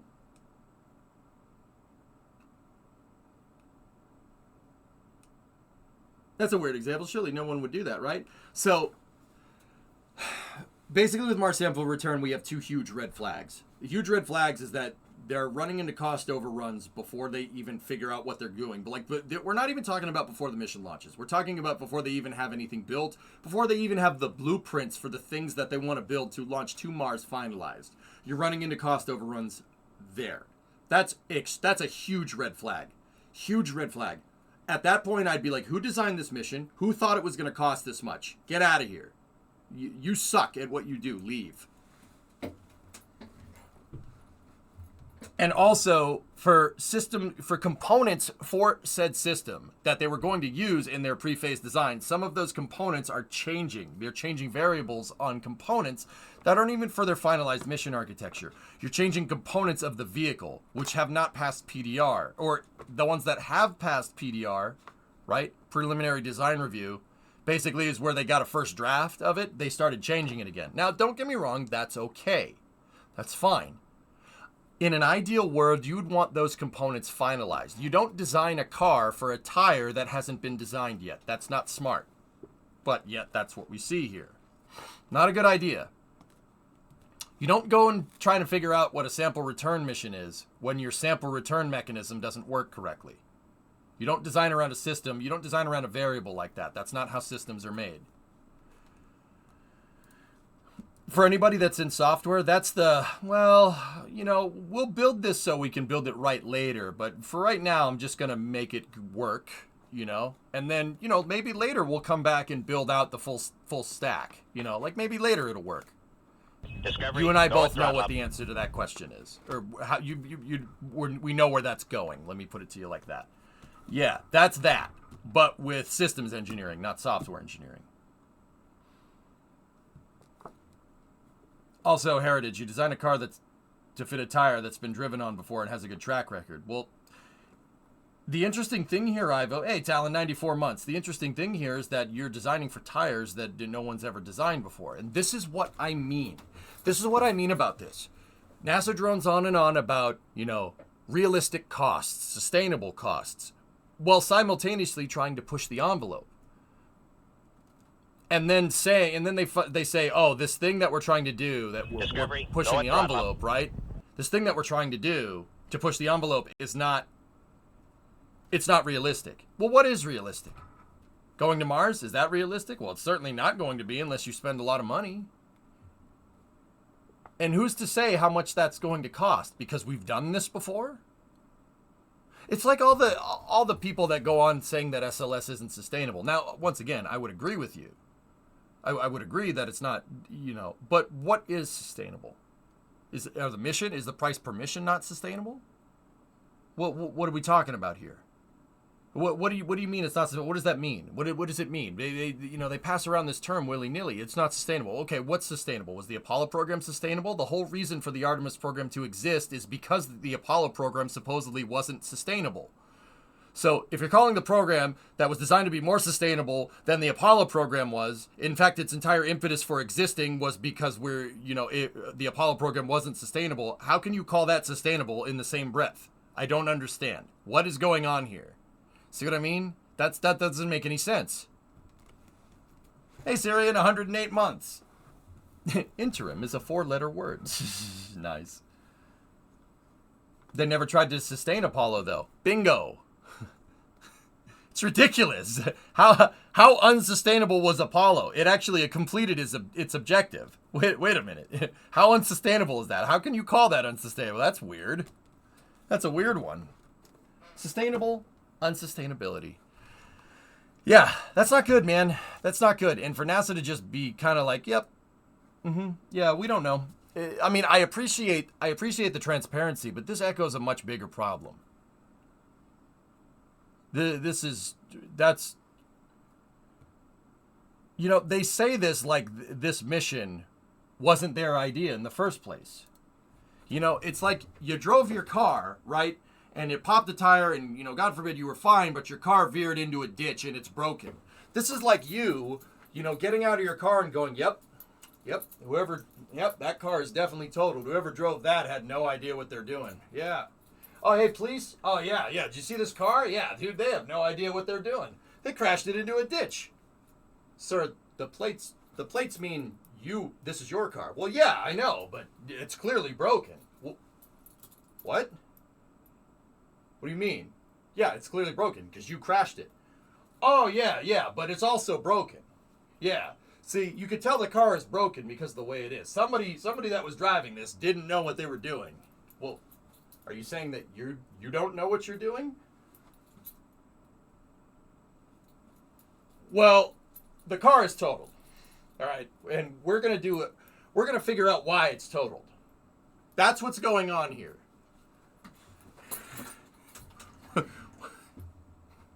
Okay. Well, it's totaled though. Well, yeah, I know, because you drove it in there and crashed it. Well, we're gonna do an internal assessment as to why my car is totaled. It's totaled because you drove it into a ditch. Well, yeah, but the internal assessment might suggest otherwise. We're gonna do an internal assessment to see how much it is to fix it. It's totaled. It's junk. Well, we could fix it though. No, it's totaled. Dude, this is tough to see, man. And don't get me wrong, like, this isn't the first time we've seen this. It's just, I guess in my old age, I'm getting more EJ yells at cloud. I'm becoming an old man. I think that's what's going on. It's not ideal. Not good. Next thing you know, I'm gonna tell kids to leave my lawn alone. But also, yeah. I mean, I am kind of nitpicking the science report here, to be honest, to be very clear. I'm nitpicking stuff just because I think overall that this budget request is awful. It's awful. If you're going to sit there and sugarcoat this, crap sandwich and be like, well, here, look at how good it is. I'm not eating that. I'm not eating that. And I'm going to point out that there's poop in it. This is the nice, globby poop filling of this crap sandwich.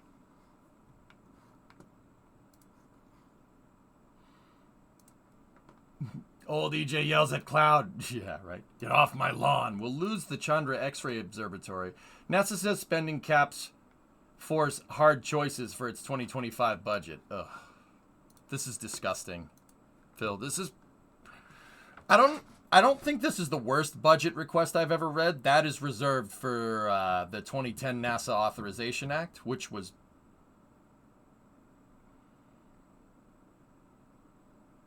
Yeah. We won't talk about that one. This is up there with really bad. This is not ideal. Not ideal.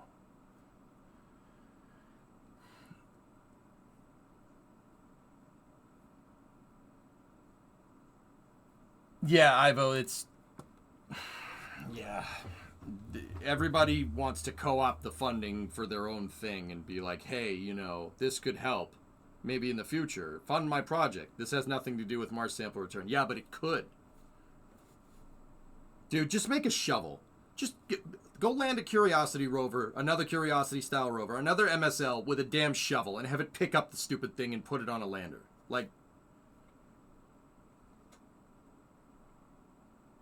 I understand that on the flip side of that, though, I do understand that there's complexities to these missions. Getting something back from Mars is extraordinarily difficult. That's a really hard thing to do. It's not easy. Just the guidance systems alone, trying to get that right is very difficult. And I understand that, and that's fine. But at the end of the day, if you're not even sure about how you're going to do it, and then try to proceed to try and figure out how to do it, when you said you could do it, where's that going to get us? You know what I mean? Yeah.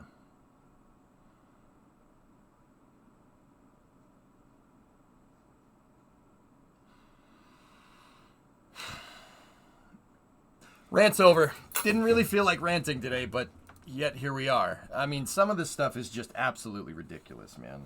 I'm sorry if I overreact, but this is...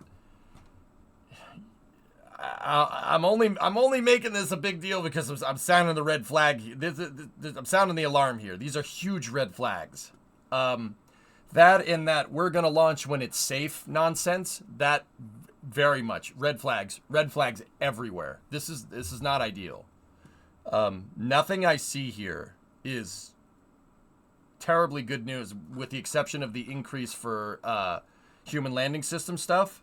That's pretty good. That's what I'd be doing. You kind of need that. But part of me thinks that funding increase is for SLD, so it's not even for the lander that NASA's going to try to land back on the moon with first.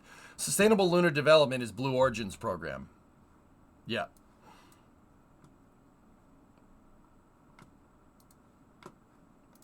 In fact, let's just go down here and take a look.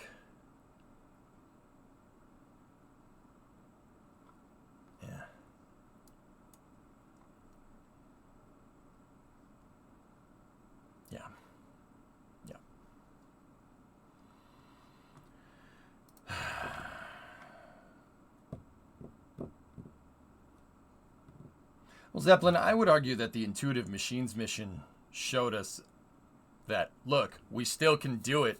We just got to get better at it. We got to relearn how to do it. In fact, after NASA announced their delays to the Artemis program and moved Artemis 2 back by basically 2 years, and then basically moved the entire schedule back 2 years, I basically said, look, we're trading on Apollo's reputation. We think that we can just, we could just put something on the moon. Well, we're trading on a reputation we don't have anymore. Just because we went 52 years ago doesn't mean that we're experts on it right now. In fact, once again, the Intuitive Machines mission showed that we're not.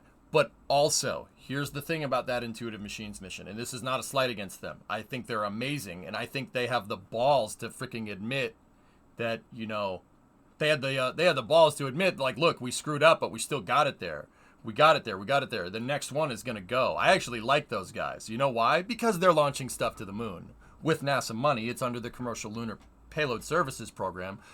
But that type of mentality, the grit to figure out whatever curveball you're going to get, because you will get a curveball in space flight. That's the one thing you can count on that nothing is going to go 100% right. That is the one thing that you could be absolutely sure of.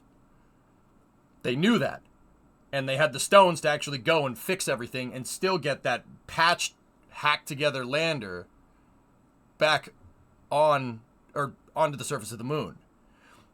I would argue that we need to be doing more missions like that, because if we just go to land people on the moon, you're going to get a curveball. Probably be better to do some landings prior, don't you think? And now, don't get me wrong, we have uncrewed demos with HLS and then with the SLD lander later, which is good, but we need to start doing that. If we're going to be serious about sustainable lunar operations, we should probably be testing that like now.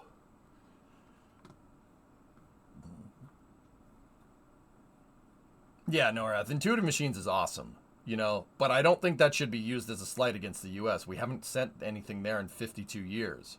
The fact that they were able to get that thing even near the surface, let alone intact with what happened on that mission, is nothing. It speaks to the chops that the people over at Intuitive Machines have. I really, really, really respect those guys a lot. Yeah, a lot. They're really good. But that's what we need to be doing. We need to be doing more of that, right? Because you don't want to go and have the lander with people on it tip over. Now, do you? That would be bad. That wouldn't be a good idea at all.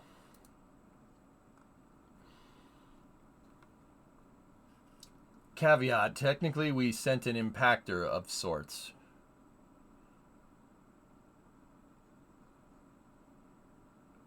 No, we didn't. We sent something that failed. That's a nice way of saying that, but no. We need to be doing more of that. We need to have these press conferences. We need to, if you want to go back to the moon, you want to have a good lunar program, you want to send people to the moon, you want to be sustainable, whatever your interpretation of that word is, at the end of the day, you have to launch. You have to launch stuff. Eventually, you're going to have to put people there. Now, don't get me wrong. Should we put people on the first flight? Absolutely not. That's a really stupid idea. But yet, here we are with a mission architecture that's going to put people on Artemis 2 on the first flight, and spoiler alert, they ran into some problems. Guys, I want to point out, not even the Saturn V flew with people on its second flight. The Saturn V, the one that brought people to the moon before. That didn't fly with people on it until the third flight. So what makes us think that we can fly two times? We can fly a super heavy launch vehicle one time and be good on the second time. Not even the Apollo program did that. What authority are we trading on here? You know what I mean? Like, what knowledge are we trading on here where we could get away with that? Now, don't get me wrong. Simulation and testing has gotten way better since 1969. Absolutely. But at the end of the day, from the operation side of things, you're still going to get curveballs. I don't care what anybody says. You're still going to. Because you can't plan for every single significant detail. Chance favors the prepared, no doubt. But you're not going to be able to do that all at once. We need more flights, not less.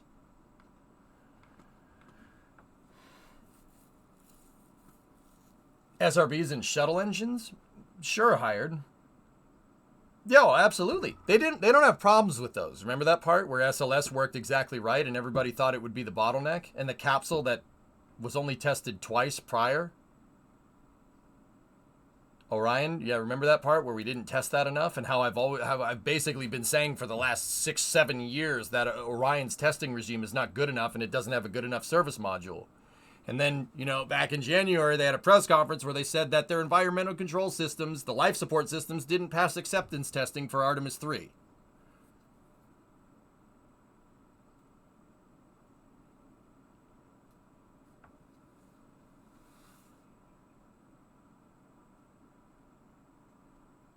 See what I'm talking about, man?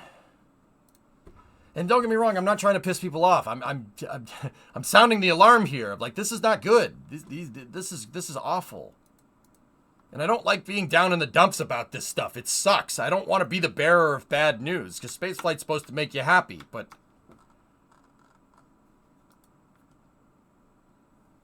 Blue Origin's lander macaroon is part of Sustainable Lunar Development. The lander, at least, is SLD, which is a NASA-funded program.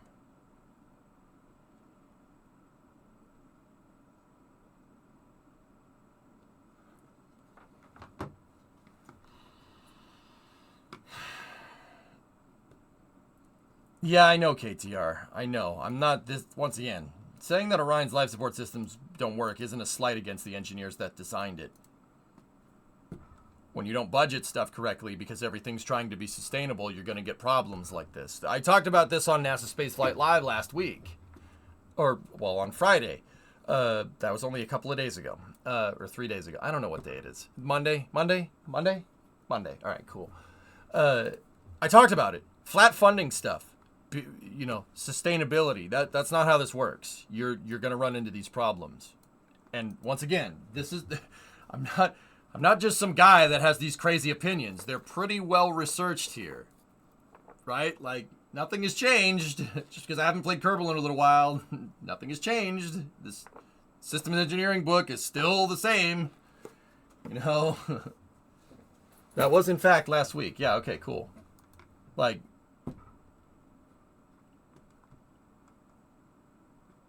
yeah. Kind of sucks. Anyway.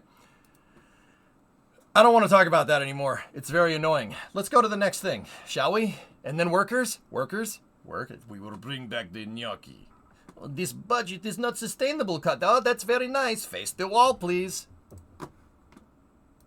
Anyway. So. These two things are coming from Sierra Space. So first of all, this was last week as well. Dream Chaser. I gotta take a drink of water. Give me 1 second. Enjoy this really nice picture of Dream Chaser and Shooting Star.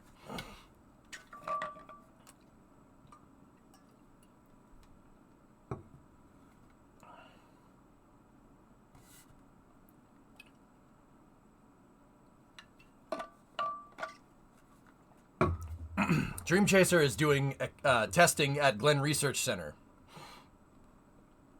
which is Plumbrook. That's in Ohio.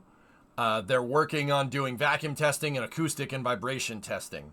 And so what you're seeing here is obviously the spacecraft on a test cell, right? But the cool thing is that when you get to this point, this is basically that's basically the final version, right? For the most part. Obviously, you're missing some pieces here and there. You're missing some plugs on some of the screws, but this, for all intents and purposes, is going to be what this thing looks like when it gets launched up into space later this year, which is really cool. Once again, that part will be covered up. All this will be covered up correctly, right? But it is still really freaking cool to see a mini shuttle. Now, speaking of that, Dream Chaser Reverence is currently in production along with its Shooting Star cargo module at our Dream Factory in Colorado. They're making another one. Who is sending that? Sierra Space, and Sierra Space is the operator of the spacecraft. It's going to the ISS for a resupply mission. It is uncrewed. There's nobody on board. It's just carrying cargo and supplies. It's going to launch on a ULA Vulcan rocket, which we've already seen work, and it worked very nicely, might I add. But, oh, this is getting out of hand. Now there are two of them. We should have made this bargain. Yes. So Reverence is on the next, on their assembly stands here, getting put together, which is really freaking cool. This demonstrates something in systems engineering called parallel processing. So this ship is doing finalization testing. And this ship, what Sierra Space is doing is building out all the components that were already good to go. And if anything shows up in testing here, meaning it shouldn't, they'll do the modifications to this vehicle, and then they can do the modifications to this vehicle as they're assembling it. Once again, in spaceflight, that's called parallel processing, which is actually a really smart way to do things. Because the things that you learn about this that you need to change, instead of having to take it apart, even if they're going to, you got to take it apart, maybe fix something here and there. Hockey Tom, 27 months. Looks like your green screen is messed up top. Yeah, that's from me shaking the camera around. Anyway. So instead of like taking this thing apart and having another spacecraft fully assembled, right, as ideally when this stuff passes testing will be the exact point when you go to put this stuff on. So like tiles, extra components, anything that you would need to test during vibration and acoustic and vacuum testing. That means, you know, you make the modifications to this and then you don't need to take anything apart here. You just build it, right? You just build it with the knowledge that you've learned from this. This is often why in space flight, sometimes serial number 1 usually never flies because it's just used for testing. But I'll give you a good example. Enterprise, first space shuttle ever made, never flew to space, right? Because sometimes it's better to just build out stuff that you already have rather than take all this apart and refit it as an actual space shuttle, which is what happened. A little bit of shuttle trivia here. They were going to take Enterprise apart and build a sister ship to Columbia with it, but they decided not to. They decided to use STA-099 to build Columbia's sister ship. STA-099 was the structural testing article for the shuttle program. The STA is basically put on a jig and they bend it and they stretch the thing, right? And they use it for structural testing. That, being an empty chassis of a space shuttle, made for a much better candidate than rather having to take apart all the basically fiberglass stuff on Enterprise, having to take all that apart and then refitting this as a launch vehicle. It was easier to just take this shell and make an orbiter. STA-099 became OV-099. It's Challenger, for the people that don't know. There you go. Now you know. Not only that, but Challenger was built with the knowledge from the first 4 orbital flight test missions from the shuttle program. Another example of parallel processing in spacecraft design. They flew Columbia 4 times. What they learned from that, they applied right to Challenger and made a much lighter orbiter.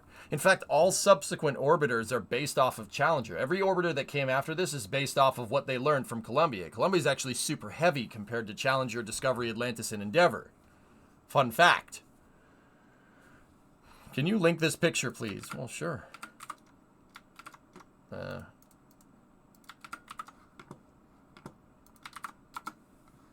Just on a side note. Pretty cool, huh? Parallel processing. We're seeing it again with Dream Chaser, which is fantastic. Please make more. That would be really beneficial. I want more. Please make more. So yeah, pretty cool, huh? Parallel processing. So at least we see the commercial front going into overdrive, which is great. Please make more spaceships. Just make more. Just make more of them. You should just make more.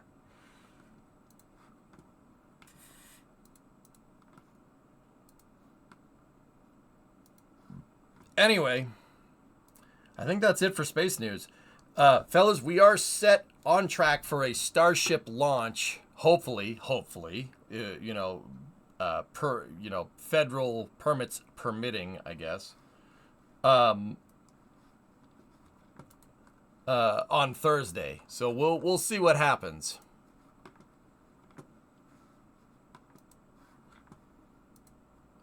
Major aviation news. Oh well, we don't cover aviation. Aqualex, what the hell makes you think I'm gonna share that on this stream? Give me a break. Ugh.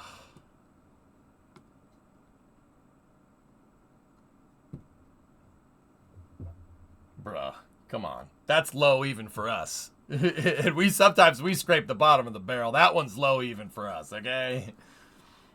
Yum Food, yep, so excited. Yep, we should have a Starship mission here. I actually wanted to show this. I retweeted this from Chris off of NASA Spaceflight Live.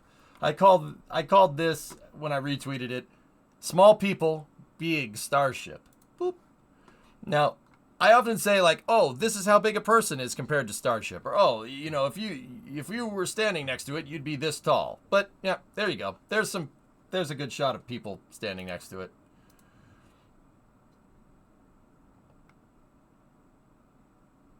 Oh, there you go, Junie. Yeah. There's 2 people working on prepping for the QD install. This was yesterday. Yeah. That should tell you everything you need to know. That's a really good indicator of starship next to a person. It is not a small piece of equipment by any means. Updated splash zone for ship 28. Okay. Okay. This is coming from Mr. Orbital, please. Yes, it is. Wonder when they will try to auto-connect with that GSE. I don't know. Maybe soon. Yeah. So, I have a theory that they're switching Starship to land here because that's less of a shipping lane Discovery, than go and throttle flying up. Starship where it could careen out of control over this over here, like the Philippines, Singapore, Malaysia, Kuala Lumpur. I don't think that's a good idea, at least now, like doing an EDL test over that, because that's a really busy shipping lane, and there's also a lot of people over here. There's nobody here. The shipping lanes go up around here and down because all the ships that come from China and Asia and Australia and stuff, they go around India and go over here to try and get into the Suez, or they go down here and sail that way. So there's not a lot of shipping going on down here, which is fine. You're a shipping lane. No, you're a shipping lane. So, I mean, that's why I think they switched up its trajectory. I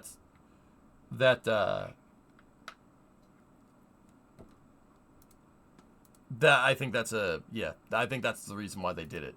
Anyway, like I said, tentatively, we're ready for a launch at, or should be, ready for a launch on Thursday at 7:30 a.m. Now, I'm going to be covering it for a NASA spaceflight, guys, or at least hopefully. I haven't gotten the full schedule from them yet, but either way, when I'm not covering it there, I'll be back here. It will be simulcast, and we can go back and forth. Hey, Dragoon, 48-month resub. Thank you very much. Weather Guy had a 47 as well.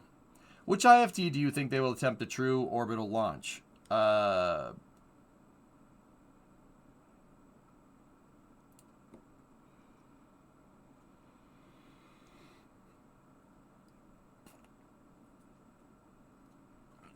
It really depends on how good this one goes, dude. See last. No, I'm good, thanks. It depends on how well this launch goes, to be honest with you. Yeah, we'll see. Do you think Artemis 3 will be more delayed? No comment. Have you been to Starbase? No. Wiz, I have not. I have not. I will get down there.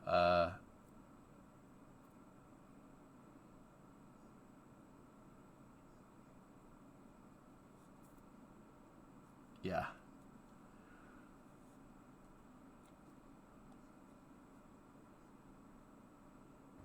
Come on. What do you mean, come on? I'm here entertaining your tales all day.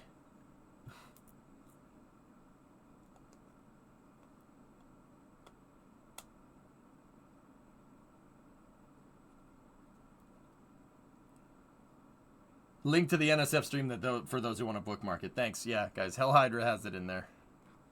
In the chat. It's the toothpick thing. If you're wondering where the is coming from.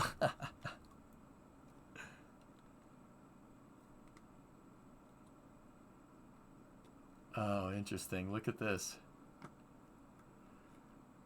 This is a proposed question from the NASA upcoming town hall. This is Pamela Gay here, who's an amazing scientist, actually. I've actually met her. She's really cool. Let's see. The current funding is insufficient to continue. This is a question from NASA for a NASA town hall, which means this is from people that work at NASA. The current funding is insufficient to continue delivering top-tier science. We already have people working 70-plus hours a week just to keep projects afloat. The funding model is broken and people are suffering because of it. When will NASA leadership start taking work-life balance seriously instead of paying lip service to it? Financially speaking, NASA is rapidly becoming a toxic environment to work in.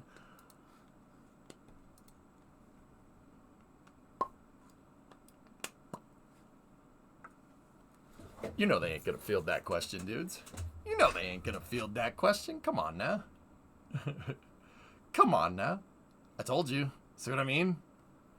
Guys, I don't just make this stuff up. I'm not just one guy that reads like one thing about the space program and says, no, this is ridiculous just to get clicks. If I sound the alarm, There's a very good reason for it. And I think that shows everything that pretty much corroborates almost everything that I'm saying.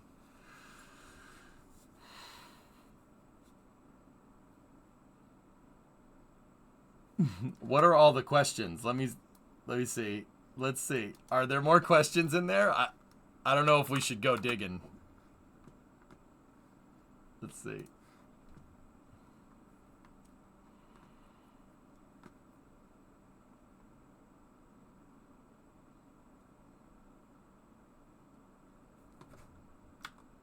All right, let's see. An increasingly tight budget environment. How is Science Mission Directorate working with program managers to allot directed funding to centers, thereby reducing the need for spending valuable time for research on writing proposals? Will Earth science budgets ever be adjusted for inflation? See what I mean, dude? See, I'm telling you. Don't just make this stuff up. Ugh.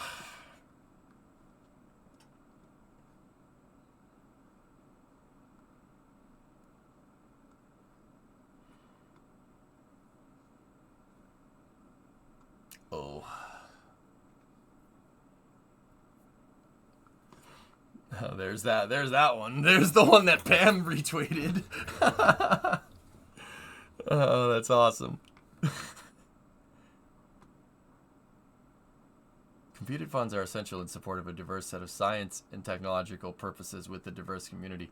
How does SMD plan to better serve the wider community in RNA funding? Oof.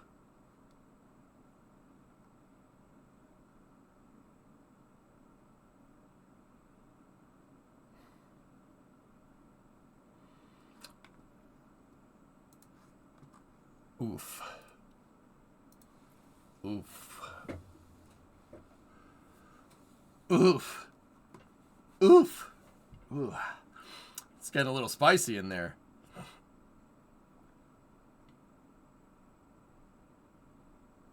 Discovery, go at throttle up. It's getting a little spicy in there.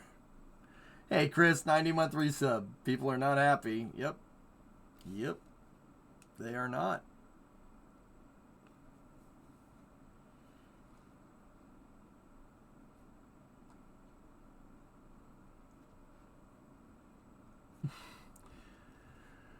Oh, okay. Well, that's your space news.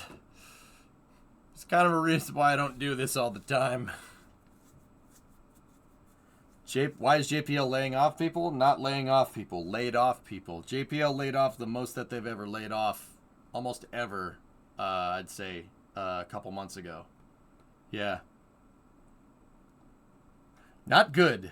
I want to point out, I also said it at the time.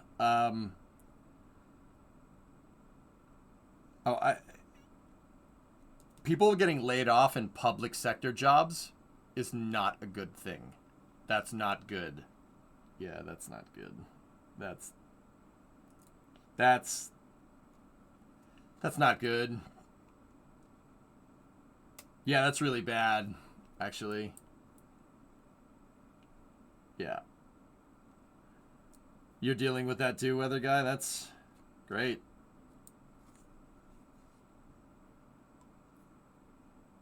Lovely.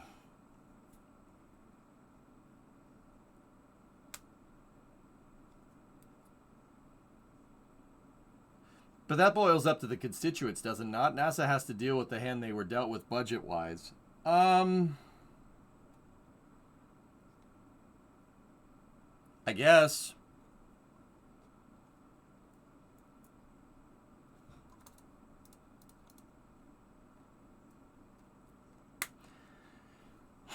Cirrus,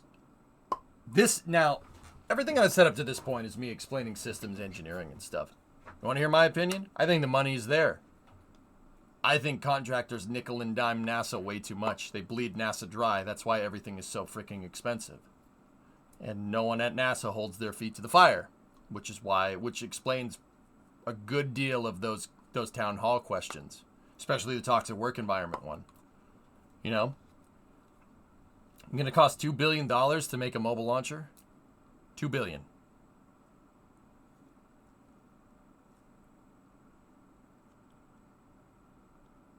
I don't think the Apollo ones were even that expensive, even adjusted for inflation, and they built 3 of them.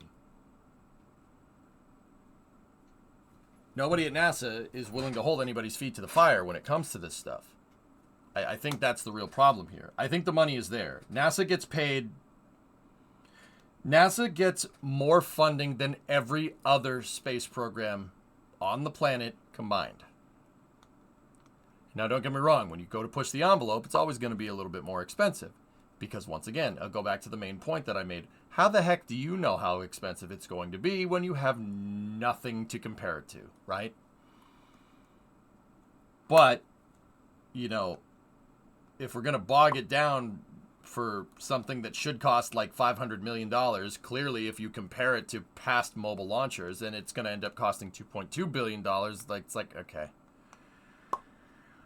Okay, there's stuff that you can compare to past numbers and past missions because we've done it before, and when you do and it doesn't jive correctly, even adjusted for inflation, somebody should probably raise a red flag somewhere, don't you think? But that doesn't happen.